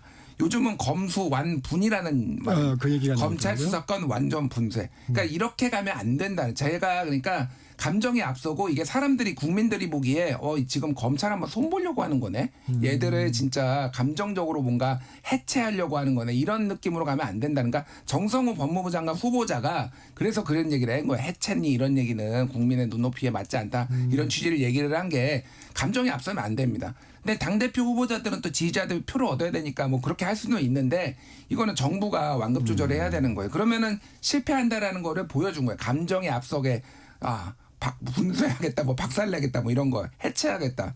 안 좋은 단어들이에요. 그러니까 민주당이 솔직하지 않은 거예요. 지금 말씀하신 대로 검찰이 타겟이란 말입니다. 그래서 검찰을 통제하겠다는 건 제가 알아듣겠는데 그런 상황이라면 검찰을 통제하기 위해서 탄생했다고 볼 수 있는 공수처는 왜 놔두냐는 그런 공수처도 해체하고 공소청으로 다 합쳐버리고 수사 기능도 다 이쪽으로 넘기고 뭐 어딘지 모르지만 그렇게 가야 대전제가 맞는 건데 검찰 얘기만 하면서 전체적인 수사권과 기소권을 조정한다고 하니까 이게 어떻게 되냐 그림이 막 이렇게 넓어지는 거예요. 제가 그 얘기를 하는 겁니다 지금. 그러니까 솔직하지 못해요. 실속은 검찰인데 목표가 아닌 것처럼 전체 형사법 체계 대의를 얘기하는 것처럼 거기서 차이가 많이 난다는 걸 말씀드립니다. 어제 또 국민들이 관심이 많이 갔던 부분은 역시 또 부동산입니다. 이번 대출 규제 지금 국민들 입장에서 초고강도다 이렇게 생각을 했는데 이거 맛보기 정도에 불과하다고 언급을 했습니다. 이 부동산 정책은 좀 어떻게 보십니까? 효과가 좀 있긴 있을 거예요. 그리고 대통령이 이런 발언을 함으로써 많은 부분이 준비돼 있다는. 예, 그러면 근데 저는 좀 궁금해요. 요 다음에 이제 뭐냐. 결론은 정부가 정책으로서 부동산 관련해서 건드릴 수 있는 부분이 결국 세금인데 세금을 가지고 어떤 역대 정부도 성공한 부동산 정책을 펼쳤다고 볼 수가 없잖아요. 그럼 어떻게 다르게 할 수 있을 거냐. 근데 말씀을 굉장히 세게 하셨기 때문에 자신 있으니까 이렇게 하셨을 거다라고 생각을 해서 저도 어떻게 문재인 정부 초기에도 이런 비슷한 얘기들이 좀 나오지 했죠. 않았습니까? 부동산에 네. 유능하다 우리는 이런 말씀하시면서 부동산으로 돈 버는 거 용납 못한다는 말씀까지 하셨어요. 근데 잘 보면 이재명 대통령은 부동산에 관련해서는 이게 투자의 대상이라고는 인정을 하신단 말입니다. 부동산과 주식 두 개를 지금 보고 계시잖아요. 이런 관점에서 그럼 이거 맛보기에 불과하다라고 말씀하신 이 대출 규제 여기에 뒤이은 것이 뭘까 굉장히 궁금합니다. 저도 사실은. 네. 어떻게 보셨어요? 부동산. 그러니까 어제 구체적으로 얘기를 하진 않았어요. 맞아요. 어떤 게 근데 이제 강력한 시그널을 보낸 건데 그러니까 문재인 정부 때와 좀 다른 게 문재인 정부 때는 구두 경고를 하고 그런 다음에 또 대책이 나오고 그런데 조금 그게 미흡하니까 또 나오고 그래 28번이 나왔다라는 거 아니에요. 근데 조선일보가 28번 합친 거보다 더 세다 이게 이번에 문재인 정부 그러니까 이재명 정부에 나온 게 그 정도로 이게 세거든요. 그러니까 그래서 지금 추가적으로 뭐를 하겠다라고 말을 하면 안 되는 거죠. 원론적으로. 그러면 그거에 또 사람들이 대응을 하고 준비를 할 거 아닙니까? 그러니까 이게 불시에 그날 그 6억 원으로 제한하는 거 대출 그거 금요일 날 발표했는데 토요일부터 적용했어요. 그렇죠. 그러니까 네. 바로 적용을 해야 하는 거 그런 게 효과가 있다라고 보니까 불가피하게 이거는 이제 이 정도로만 얘기를 한 것 같고요. 지금 어느 정도 시장이 특히 이제 강남이나 이런 데는 좀 잦아들고 있어요. 그러니까 이게 문재인 정부 때하고는 다른 게 문재인 정부 때는 전 세계 부동산 가격이 다 올랐거든요. 대세 상승이라서 오히려 좀 굉장히 막기가 어려웠다라는데 이거 지금은 우리나라만 올랐어요. 딱 정권 교체되자마자 진보 정부 때는 부동산 오르지 않아 약간 이런 느낌으로 좀 돈이 쏠렸단 말이에요. 그러니까 이거는 저는 아직은 효과가 있다 지금. 그러니까 지금 효과가 있는데 추가 대책을 낼 필요도 없고 지금 미리 말할 필요는 없는 거죠. 그러니까 좀 이거는 지켜봐야 될 것 같아요. 그러니까 대책은 있을 겁니다. 그런데 말을 하기는 어려운 거고 말씀하신 대로 진성중 정책위장도 그 얘기를 했고 세금은 마지막이다. 최후의 카드다. 최후의 카드다. 이렇게 얘기를 했습니다. 저도 그게 맞는 것 같으니까 세금 올렸다가 좀 정권을 잃었다는 트라우마가 있기 때문에 카드들을 종합 복합적으로 하는데 이게 아까 예전에 문재인 정부가 했듯이 하나 내고 이런 게 아니라 한번 나오면 아마 토탈 패키지처럼 세게 폭탄처럼 나오지 않을까 저는 그 생각을 해요. 네. 국회 상황 좀 알아볼게요. 국민의힘에서 추경 상법 개정안에 협조를 하면서 김민석 국무총리 후보자에 대한 공세 집중한 배경 어제 표결에도 참여하지 않았습니다. 네. 이건 좀 어떻게 봐야 될까요?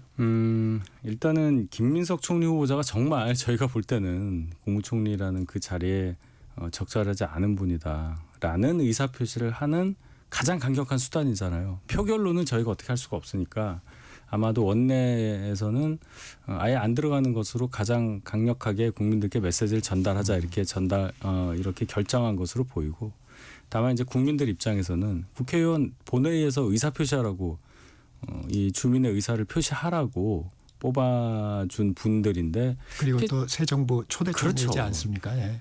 들어가서 반대하면 되지 왜 아예 가지도 않느냐라는 것에 대해서 좀 아쉽게 생각하는 분들이 계실 거예요. 저도 일견 이번엔 들어가서 숫자로 남기는 것이 107명 반대 뭐 이런 정도 하면 뭐 한두 표 더 나올 겁니다.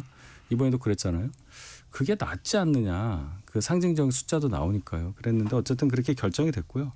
상법 개정안 추경 이거는 저희도 예를 들어서 추경 같은 경우는 김문수 후보가 대선전에서 30조 주장을 했었습니다. 네. 반대할 명분이 없고 반대하면 안 되는 상황이 돼버렸어요. 지금 경제 상황이.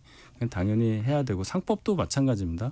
상법 개정안에 대해서 저희는 이 자본시장법을 통해서 규율하는 것을 얘기를 했는데 결국 국민의 상당히 많은 한 1,500만 명 이상으로 판단이 되는 주식 투자자들이 원하는 방향으로 가자 하는 그 대전제는 동의하잖아요. 그러면 지금 상법 개정안을 반대할 이유는 적어진다. 그런 차원에서 아마 상법 개정안에도 찬성으로 돌아선 게 아닌가 이렇게 봅니다. 김진일 평론가님. 야당 입장에서는 뭐 총리 후보자 반대할 수 있죠. 근데 저는 아쉬웠던 거는 그 들어와서 자유 투표로 하는 게 낫지 않아요? 아니면은 뭐 그러면 당론으로 다 부결을 하더라도 그렇게 하는 게 낫지 않았나 그 생각이 들어요. 이게 그러니까 보이콧하는 게 결과적으로 보면은 이게 그러니까 강력한 어떤 반대의 의사 표현으로 비춰질 수도 있지만은 이게 일종의 발목 잡기 아니면은 너무 좀 무책임하다 이렇게 비춰질 수도 있거든요. 앞으로는 뭐 어쨌든 안 들어와서 통과가 되거나 들어와서 반대표 던졌는데 통과가 되거나 결과는 마찬가지거든요. 그래서 그게 낫겠다 그런 생각이 들고 저는 상법 개정안 통과를 보면서 이렇게 쉽게 될 거가 그동안 그 난리를 피웠나 그 생각이 들어요. 그러니까 정치를 진짜 좀 복원 좀 해라. 그러니까 상법 개정안 우려도 있죠. 저도 우려 있는 거 알고 있으니까 결국은 이번에 집중투표제 이제 국민의힘이 안 된다고 해서 빠졌잖아요. 그 3% 룰은 들어갔잖아요. 원래 그렇게 정치를 하는 거잖아요. 각자 주장하는 거 있고 그렇게 하는 건데 이게 역사로 따지면요. 지금 거의 10년 됐어요. 그러니까 상법 개정안 예전부터 올렸는데 민주당 쪽에서 주로 많이 올렸거든요. 뭐 박주민 의원, 뭐 박용진 의원 등등해서 계속 올리다가 안 되고 지금 된 건데 이제는 좀 전향적으로 좀 정치를 복원했으면 좋겠다 그 생각이 듭니다. 그렇죠. 김민석 총리 후보자 이 인준안과 관련해서는 사실 모든 정치의 행위가 또 선례가 되지 않습니까? 네. 이제 그런 부분들이 정치인들이 좀 부담을 가져야 될 부분은 아닌가 뭐 그런 생각도 좀 해봤습니다. 계엄이 선포되더라도 국회의장의 허가 없이는 군과 경찰이 국회에 출입할 수 없도록 하는 계엄법 개정안도 국회를 통과했습니다. 여야 합의였습니다. 이 부분은 좀 어떻게 보셨어요? 뭐 당연한 거 아닌가 약간 그 생각이 들어요. 그러니까 우리가 그 비상계엄을 경험하지 않았으면은 갑자기 뜬금없다라고 생각을 하겠지만 지금 경험을 했잖아요. 그러면은 윤석열 대통령 같은 사람이 또 나오지 않으란 법은 없잖아요. 이게 그러니까 블랙스완 같은 거거든요. 안 나오게라고 생각했지만 한번 나와버리면 이제 이거는 전례가 생긴 거기 때문에 국회가 어느 정도 통제를 하는 게 맞다. 그러니까 이게 비상계엄 요건이 좀 모호했다라는 거잖아요. 그러니까 저는 이건 뭐 잘한 거라고 봅니다. 예. 저희한테는 좀 아프죠. 이런 법안까지 만들어야 될 어떤 선례를 만든 셈이 돼서 제도는 운영하는 사람에 따라서 결과가 바뀌는 건데 어쨌든 뭐 이렇게라도 할 수밖에 없는 상황인 거는 인정을 하고 법이 잘 지켜지겠죠. 그런 일이 이 법이 작용을 할 그런 상황이 없기를 바라는 마음입니다. 추경협상 지금 한창 진행 중인데 이 대통령실 특활비 이 부분이 또 쟁점이 되고 있습니다. 제가 어제 그 조승래 대변인 말씀하신 걸 들었는데 처음에 좀 약간 앞에를 좀 설명을 좀 붙이고 뭐 약간 뭐 유감이라든지 이런 말씀드리기가 좀 명구스럽다라든지 하면서 말씀하시면 좋겠는데 바로 그냥 이거 비밀 업무도 해야 되고 하니까 이거 있어야 된다 하시니까 뭐 얼마 되지도 않았잖아요. 몇 달 전에 있었던 국회 상황을 돌이켜 보면은 저는 이제 이런 생각이 들어요. 뭐 민주당이 자신감 있게 추진할 수는 있는데 설명을 좀 하셔라. 그리고 좀 면이 안 서는 얘기가 있으면 그렇다고 솔직하게 말씀을 하셔라. 아까 검찰개혁도 그 얘기예요. 자꾸 뭐 고상한 척 그만하시고 실질적으로 이건 안 할 수가 없어요. 이거 좀 뭐 이해해 주십시오. 이렇게 좀 얘기했으면 좋겠어요. 시간이 좀 짧지만 우리 김준일 평론가의 말씀이 좀 기대됩니다. 예, 그러니까 뭐 내로남불로 비춰질 수도 있겠지만은 윤석열 정부 처음에 특활비를 깎은 건 아니에요. 이게 불투명하게 사용되다 보니까 이게 문제가 있다라고 해서 지적을 하면서 깎은 거잖아요. 그러니까 이 정부 처음 들어서 뭔가 해보려고 하면은 저는 다시 살리는 게 맞고 그래서 뭐 야당이 문제가 있다 투명하게 하라면 또 그거대로 수정을 하거나 삭감하면 되지 않나 그 생각이 듭니다. 미안하지 않아요? 저는 미안한 일이 없습니다. 여기까지 듣겠습니다. 지금까지 김준일 시사평론가 윤희석 국민의힘 전 선임 대변인과 함께했습니다. 고맙습니다. 네, 감사합니다. 정격시사 2부 여기서 마칩니다. 잠시 전하는 말씀 듣고 3부로 돌아옵니다.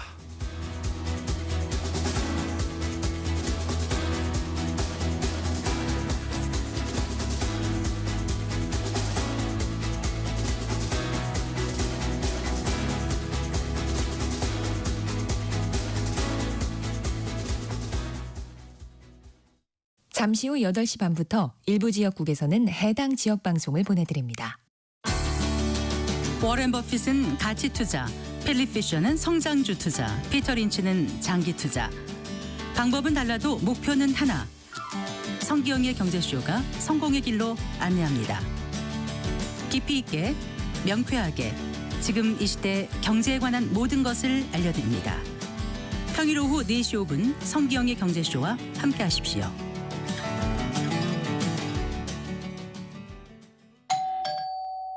편지 왔습니다. 퇴근길 지친 당신에게 힘이 되는 뉴스를 전해드립니다. 매일 저녁 5시 5분 당신과 함께 읽는 세상 이야기 KBS 1라디오 뉴스레터 K. 지금 시각은 8시 30분입니다. KBS.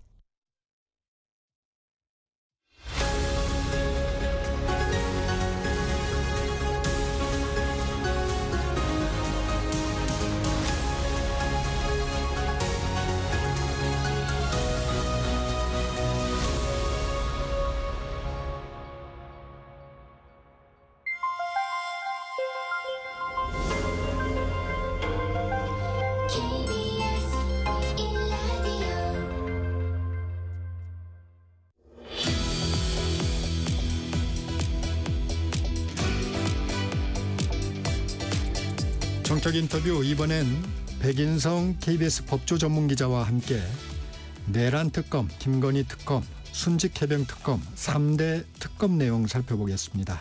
백 기자 안녕하세요. 안녕하십니까. 특검 좀 정리를 해볼 텐데 최대 특검 3개가 동시에 돌아가는 상황 이번이 처음이죠? 그렇습니다. 우리 한국 사법사상 처음으로 3개 특검이 동시에 기동이 됩니다. 사실 특검이라는 제도 자체가 워낙 중대한 사안, 그러니까 아주 중요한 기존의 수사기관이 제대로 수사하지 못하는 그런 사안에 대해서 한 건씩만 돌아가는 게 일반적이었는데요. 이번에는 내란 특검, 김건희 여사 특검, 그리고 최혜병 특검 이렇게 3개가 동시에 돌아가고 있습니다. 예전에는 한 2개 정도, 그러니까 최대 같이 돌아간 적이 있었는데요. 1999년이었나요? 이때 조폐공사 노조 파업 사건이 있었습니다. 네. 그리고 정치권 온로비 특검 이렇게 2개 특검이 동시에 돌아갔었는데 3개 특검은 이번이 처음입니다. 각 특검 규모도 좀 역사상 최대라는데 과거 특검들과 비교해 보면 어느 정도입니까? 이게 지금 특검 규모도 굉장히 큰데요. 이게 가장 대규모로 지금까지 가장 대규모로 치러졌던 게 국정농단 특검이었습니다. 그렇죠. 그때 박근혜 국정농단 특검 때 검사 20명이 파견돼서 4개월간 수사를 진행됐고요. 최근에 진행됐던 드루킹 특검 이 경우에는 13명의 검사가 파견이 됐었습니다. 그런데 이번에 3대 특검에는 120명의 검사가 동원이 되고요. 120명이라고 하면 감이 잘 안 오실 수도 있는데 최대 검찰청인 서울중앙지검의 절반 정도 검사가 투입이 되는 겁니다. 내란 특검만 해도 60명, 그리고 김건희 여사 특검에는 40명, 그리고 최혜병 특검에 20명 이렇게 각각 투입이 되는데요. 사실상 지검 하나를 통째로 박아놨다 이렇게 표현이 나올 정도로 사상 초유의 그 투입인 것이죠. 그러네요. 내란 특검의 경우에는 국정농단 특검의 경우에는 최대 105명, 그러니까 수사관이라든지 뭐 경찰 파견 이런 거 다 합쳐서 105명 그리고 120일이었는데 내란 특검은 검사 60명을 비롯해서 최대 267명 그리고 준비 기간까지 최대 170일 동안 수사가 가능합니다. 그리고 뭐 김건희 여사 특검은 205명 그리고 최상병 특검의 경우에는 105명까지 가능해서 특검 운영비만 389억 원이라고 하는데요. 국정농단 특검 비용이 25억 원이었는데 최소 15배 정도 되는 규모입니다. 잠시 언급도 해주셨는데 특검 수사기간 언제까지로 보면 됩니까? 이게 특검별로 수사 준비 기간이 있고 수사 기간이 있는데요. 준비 기간은 공통적으로 20일 동안 준비를 하게 돼 있습니다. 그런데 이 내란 특검 같은 경우에는 6월 18일에 그러니까 조은석 특검이 김용현 전 장관을 추가 기소하면서 수사 기간을 일찍 시작을 했습니다. 다른 2 특검의 경우에는 지난 7월 2일에 오전에 현판식을 올리고 그때부터 수사 개시가 됐는데요. 그렇죠. 따라서 내란 특검의 경우에는 총 그러니까 준비기간 20일 포함해서 170일이니까 이게 11월 중순까지 내란 특검의 수사 기간이 이어지고요. 김건희 여사 특검의 경우에는 11월 말 그리고 순직 해병 특검의 경우에는 10월 말까지 이론상 수사가 가능합니다. 하반기 내내 특검 수사가 이어진다고 봐야 되는데요. 물론 2차례 그러니까 대통령이 2차례 특검의 수사 기간 연장 신청을 받아들인다는 걸 전제로 합니다. 연장까지 다 해도 그때는 이제 마무리가 될 거다. 그렇습니다. 그렇게 보면 되는 거군요. 그렇습니다. 수사 범위는 좀 어떻습니까? 이게 내란 특검 수사 대상은요. 윤석열 전 대통령 등에 대한 내란 외환 행위가 진상 규명을 위한 것이고요. 이른바 내란 특검법 2조에 총 11개 항목으로 규정이 되어 있습니다. 그게 두 갈래 범주로 나눌 수가 있는데요. 첫 번째는 기존의 비상계엄령과 관련된 혐의들, 그리고 둘째는 외환, 그러니까 북한과의 무력 충돌을 야기하려 한 게 아니냐, 이런 그 부분 수사하고 있는 거죠? 그렇습니다. 먼저 그 계엄 관련 혐의부터 설명을 드리면요. 네네. 국헌문란 목적의 폭동, 그리고 군경을 동원한 국회 계엄 해제 표결 방해, 그리고 국회 통제, 기물 파손, 언론사, 정당 당사 이런 불법 점령 등 의혹이 있고요. 말씀하신 외환 관련 의혹이 있습니다. 평양에 무인기 침투를 지시해서, 그러니까 계엄의 명분을 쌓기 위해서 이 군사적 충돌 야기하려 한 거 아니냐, 이런 의혹이고요. 이 외에도 대북 확성기 가동 및 전단 살포, 그리고 오물풍선 원점 타격 검토 등 이런 전쟁 혹은 무력 충돌을 야기하려 한 의혹, 이 부분을 수사를 하고 있는 겁니다. 지금 내란 특검 얘기를 해주셨는데 윤 전 대통령에 대한 체포영장도 청구한 바 있는데 윤 전 대통령이 당장 받는 혐의들은 어떤 것들이 있습니까? 윤석열 전 대통령이 받고 있는 혐의도 여러 가지가 있는데요. 앞서 말씀드린 내란 관련 혐의, 그러니까 비상계엄 관련해서는 내란 수괴 혐의가 있었습니다. 비상계엄을 위헌적으로 선포하고 군을 동원해서 국회를 장악하려 했다. 그리고 이 부분에서 내란 수괴 혐의인데 이 부분은 이미 기소가 되어서 재판이 진행 중인 상황입니다. 네. 그래서 일단 특검의 수사 대상에선 직접적인 혐의는 아니고요. 그 주변, 그러니까 여러 관련자들에 대한 수사가 이어지는 부분이 있고요. 기존에 기소된 사건과 별도로 국무위원 등에게 계엄 선포를 강요하거나 국무회의 의결 과정에서 직권을 남용해서 이 심의 의결권을 침해한 거 아니냐는 직권 남용 권리 행사, 그리고 북한과의 군소 충돌을 유도해서 계엄 명분을 유도했다는 의혹과 함께 외환 유치죄, 그리고 이게 안 되면은 대한민국의 군사상 이익을 해친 거 아니냐, 이렇게 해서 일반 이적죄, 이런 혐의들이 검토가 되고 있는 상황이고요. 이 외에도 체포영장이 청구된 혐의들이 있었습니다. 특검이. 이거는 지난 1월에 자기에 대한 체포영장 집행을 저지하기 위해서 경호처 직원들을 동원했다는 특수 공무집행 방해 혐의가 있고요. 그리고 계엄 선포 뒤인 지난해 12월에 경호처의 그 군 사령관들, 곽종근 전 특수전 사령관들 같은 군 사령관과의 비화폰 기록 삭제를 지시해서 이 경호법상 직권남용 교사 혐의도 함께 받고 있습니다. 이 부분이 지난번에 체포영장을 청구했던 그 내용들이죠? 그렇습니다. 이 부분에 대해 앞서 말씀드린 특수 공무집행방해, 그리고 경호법상 직권남용 교사, 이 혐의에 대해서 체포영장을 청구를 했었는데요.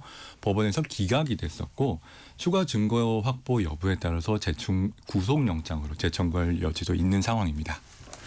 내란 특검, 그 한덕수 전 총리와 국무위원들에 대해서 소환 조사를 진행했는데 어떤 부분을 지금 조사하고 있는 건가요?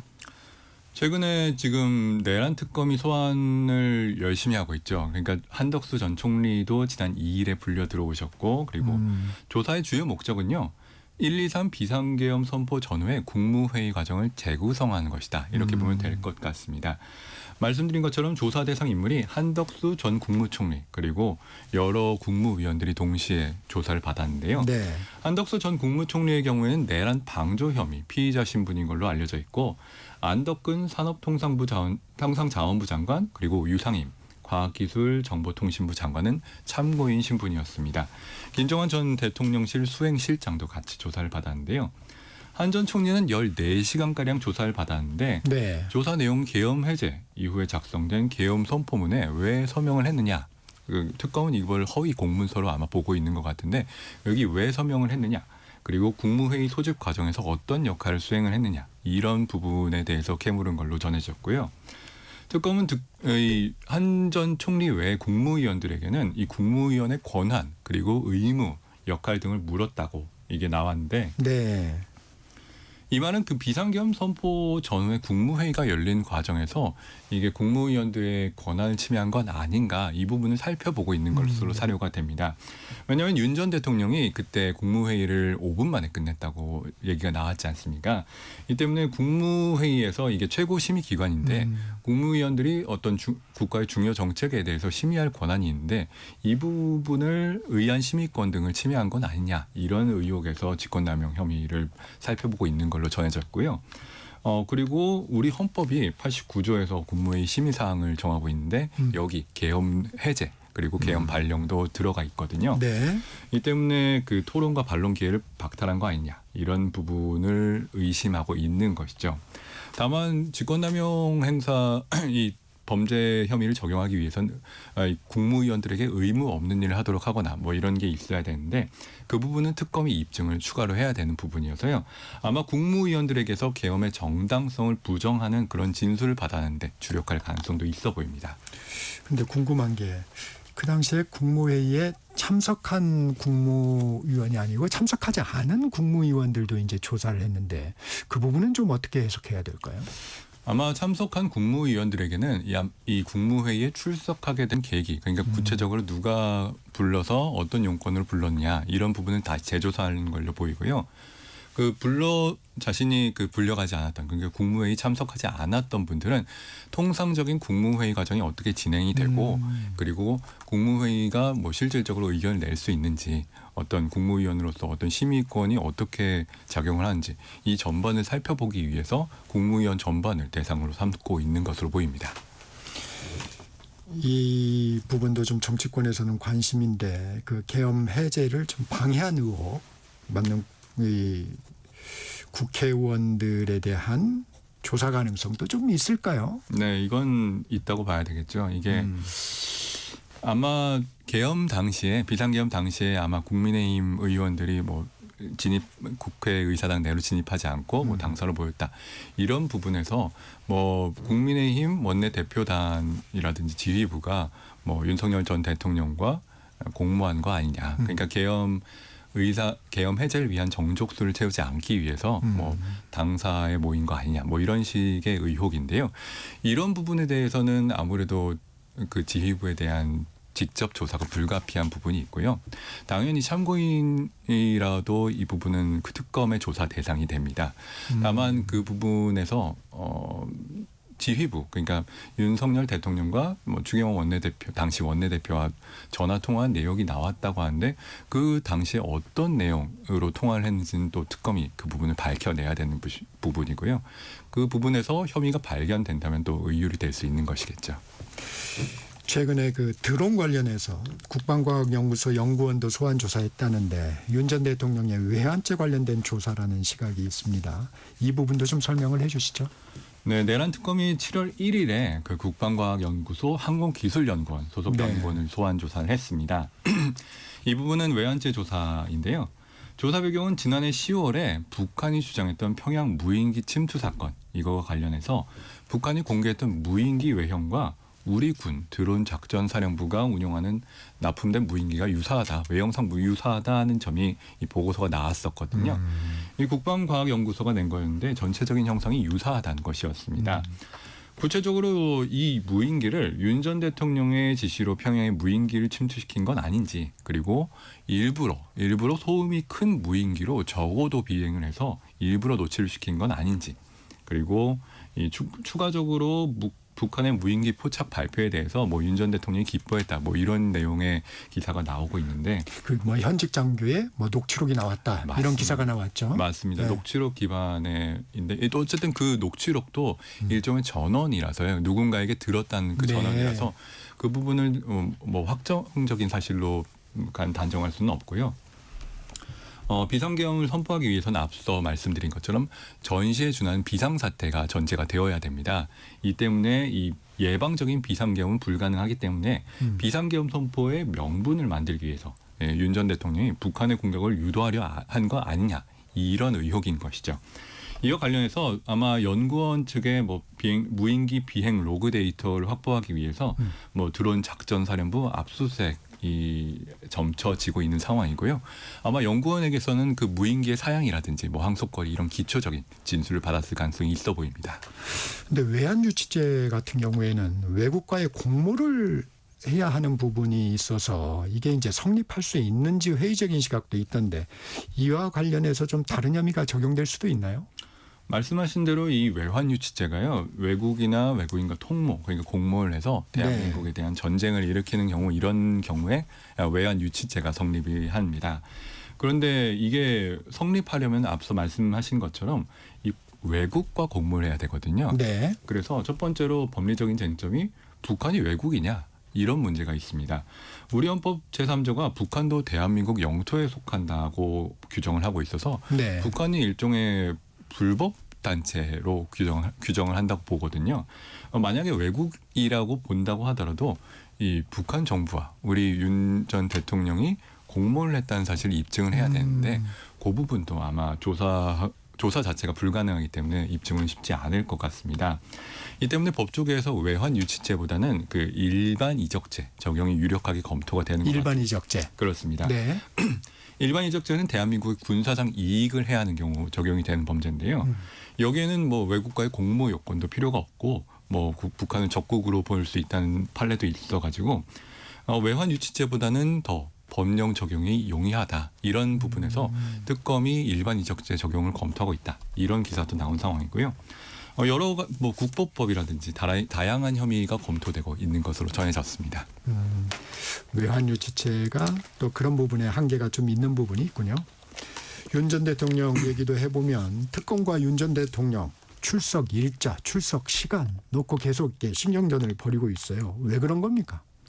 아주 치열하게 기싸움을 벌이고 있죠. 네. 이게 경과를 보면요. 1차 조사가 지난달 28일에 있었습니다. 네. 이때도 윤 전 대통령 측이 지하 주차장으로 출입하겠다 이렇게 주장을 했고요. 특검 측은 안 된다. 지하 주차장 막겠다. 이러면서 공개 출석을 요구했고요. 결국 공개 출석을 했는데 조사 중에도 충돌이 있었습니다. 조사자인 박창환 총경이라는 그 파견 경찰관이 있는데요. 특검에 이 분을 교체해 달라는 것이죠. 왜냐하면은 뭐 당시 체포영장 집행 당시에 뭐 참여를 했다 이런 식으로 피고발인 신분이기 때문에 피고발인이 뭐 고발한 사람을 조사하는 것은 부적절하다 이런 취지의 주장이었습니다. 그런데 특검 측은 어쨌든 수사를 받는 사람이 수사를 하는 사람을 선택할 수는 없다 이런 입장이었고 이 때문에 조사가 3시간, 4시간 정도 중단이 되기도 했습니다. 이 1차 조사가 끝난 다음에요. 2차 조사를 특검이 바로 출석 일정을 통보했는데 처음엔 6월 30일을 통보를 했었습니다. 그랬다가 7월 1일로 미뤘고요. 최종적으로는 뭐 계속 방어권 보장을 윤 전 대통령 측이 요구를 했고 결국 7월 5일 오전 9시로 통보가 됐습니다. 윤 전 대통령이 7월 3일 이후에 오전 10시를 요구했는데 뭐 건강상 문제를 이유로 해가지고 7월 5일 뭐 10시로 해달라 이런 요청도 했지만 안 된다. 5일 9시가 최종적인 통지다. 이렇게 특검이 못을 박았기 때문에 5일 9시에 나오는 것으로 결정이 되긴 했는데요. 어쨌든 1, 20분 늦더라도 출석할 것이다. 이런 식으로 끝까지 뭐 기싸움을 이어가는 모양새입니다. 그러니까 1, 20분 늦게 가도 되는 건가요, 원래? 뭐 사실은 협의를 통해서 결정하는 것이기 때문에 당연히 출석 시간을 정했으면 거기 맞춰서 가는 게 일반적이죠. 윤 전 대통령 집하고 그 사무실하고 되게 가깝지 않습니까? 그렇습니다. 차량으로 가면 뭐 10분도 걸리지 않는 거리이기 때문에요. 사실 이 기싸움 배경은요. 윤 전 대통령 측이 이미 검사로서 오래 활동을 했고 네. 또 워낙 그 수사 관행을 잘 알고 검찰총장까지 역임한 분이지 않습니까? 특검에 끌려다니지 않겠다 이런 취지로 해석이 되고요. 제가 만약에 윤 전 대통령의 변호인이라면 이미 내란 수괴 혐의로 기소되어서 재판을 받고 있는 상황인데 이 재판 준비를 한 동시에 이 수사 특히 이 수사를 한 특검이 3군데나 되지 않습니까? 네. 이 3군데나 되는데 결국엔 다 출석을 해야 되는 것이거든요. 이 부분을 미래에 출석해야 된다고 가정을 하면은 최대한 시간을 가지는 것이 방어권을 보장 측면에서 유리할 것으로 당연히 해석을 할 수가 있고요. 게다가 특검, 이 3가지 특검이 돌아가고 있지만 앞서 말씀드린 대로 다 수사 기간이 제한이 되어 있지 않습니까? 당연하지만. 네. 이 부분 때문에 시간을 끌면 끌수록 당연히 수사나 재판에 대비할 시간이 늘어나는 것이기 때문에요. 초기부터 방어권을 행사할 수 있는 것은 최대한 하겠다. 이렇게 생각할 수가 있어 보입니다. 반대로 특검 입장에서 생각을 해보면은 뭐 수사 일정의 주도권을 당연히 유지를 해야 된다. 그리고 이 과정에서 윤 전 대통령에게 뭐 변호인에게 수사 방해를 하지 말라, 수사하겠다, 뭐 이런 엄포까지 나는데 이런 기싸움의 일환으로 보이고 이게 상당 부분 이어질 수 있겠다 생각이 들었습니다.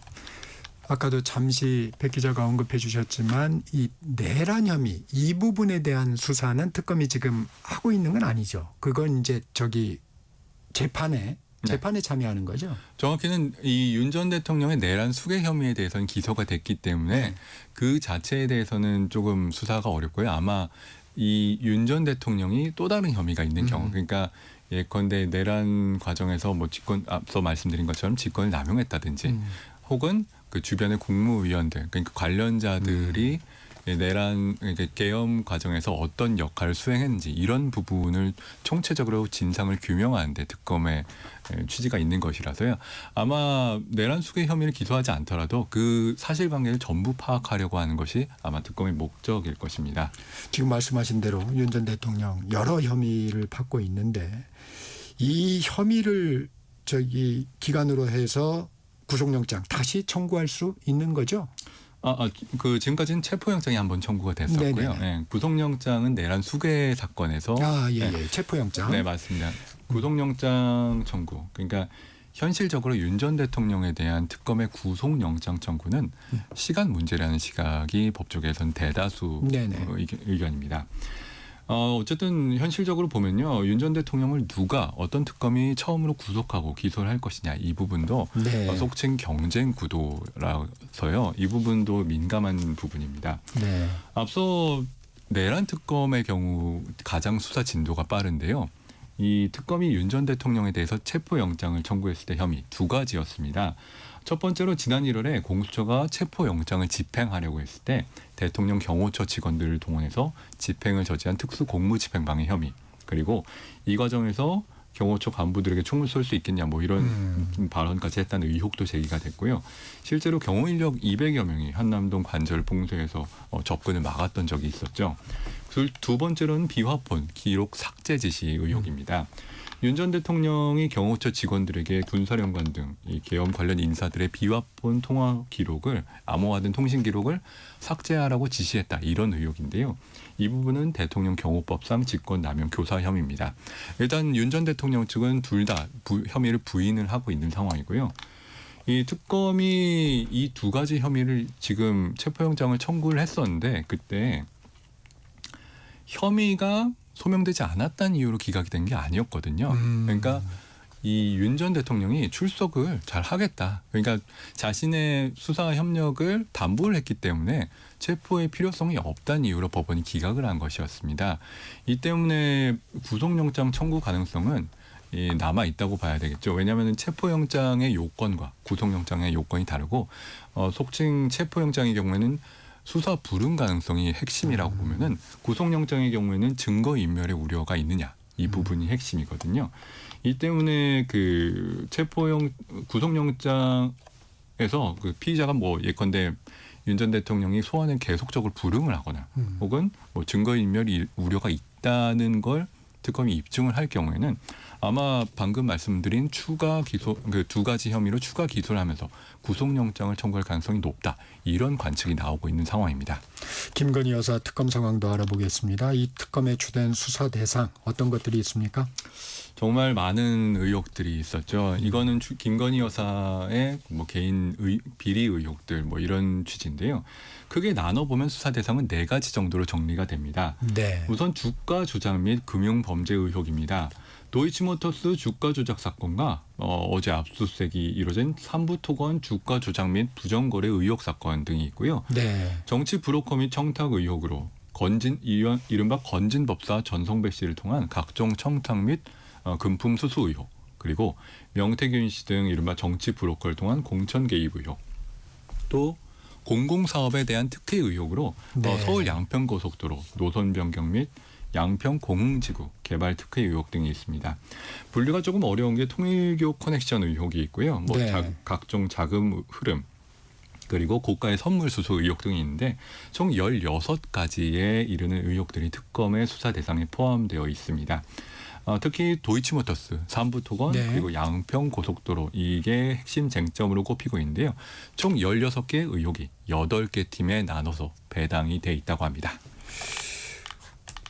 특검이 어제 삼부토건을 압수수색했는데 이 의혹 사건 간단히 좀 설명해 주시면요. 네, 이 사건 삼부토건이 실제로는 해외 사업을 전개할 의사나 능력이 없었는데도 당시 우크라이나 재건 사업에 참여할 것처럼 대외적으로 홍보를 하고 우크라이나 현지와 형식적인 MOU를 맺는 등으로 투자자들을 유인해서 주가를 인위적으로 띄운 다음에 경영진이 보유 주식을 고점에서 매도해서 수백억 원대의 부당 이득을 챙겼다는 의혹인데요. 시기가 주목되는 부분인데 김 여사의 계좌를 관리한 걸로 알려진 그 이종호 전 블랙펄 인베스트먼트 대표가 삼부 내일 체크하고 이런 메시지를 보내기도 했거든요. 이게 2023년 5월이었는데 그 메시지를 보낸 이틀 뒤에 윤 전 대통령 부부가 우크라이나 영부인을 접견을 했고요. 5월 22일에는 원희룡 당시 국토부 장관이 재건 포럼에 참석을 하기도 했습니다. 이런 정부 행사들과 맞물리면서 삼부토건 주가가 한 5배 정도 급등을 했다. 이런 의혹인데 금융감독원이 이 과정에서 자본시장법상 사기적 부정거래, 허위사실 유포나 시세 조정이 있었다고 보고 삼부토건의 전현직 경영진을 검찰에 고발했는데 이게 특검에 넘어간 사건입니다. 순직 개병 특검도 본격적으로 시작을 했는데 먼저 그 순직 해병 특검 대상 어떤 부분인지 좀 정리해 주시죠. 네, 순직 해병 특검 대상은요. 크게 8가지인데요. 이 사건은 해병대 최상병 순직 사건을 둘러싼 진상규명이 목표입니다. 먼저 가장 중심이 되는 건 역시 본 사건 2023년 7월에 경북 예천 수해 현장에서 순직한 최수근 상병 그리고 동료 해병대원들이 다친 사건이 있었는데 이 과정에서 현장 지휘관의 무리한 수색 지시가 있었는지 이 업무상 과실치사상 혐의를 규명하는 것이고요. 그리고 두 번째로 이 사건을 수사하던 해병대 수사관의 수사 결과가 대통령실 등 윗선 외압으로 축소됐다는 의혹이 있습니다. 이른바 VIP 경로설로 불리는 대통령실의 수사 외압 사건인데요. 이 의혹에 대한 직권남용 그리고 직무유기 혐의가 포함이 됩니다. 세 번째로 임성근 전 해병대 1사단장 등 관련 지휘관들이 사건 이후에 자신의 구명을 위해서 국방부 대통령 부인에게까지 이른바 구명 로비를 벌였다는 의혹. 그리고 마지막으로 해병대 전 수사단장인 박정훈 대령의 항명 혐의 재판과 관련된 공소유지 그리고 그 과정에서 드러난 추가 위법 행위까지 특검의 수사 범위로 규정이 되어 있습니다. 네, 아쉽지만 여기까지 듣겠습니다. 백인성 KBS 법조전문기자였습니다. 고맙습니다.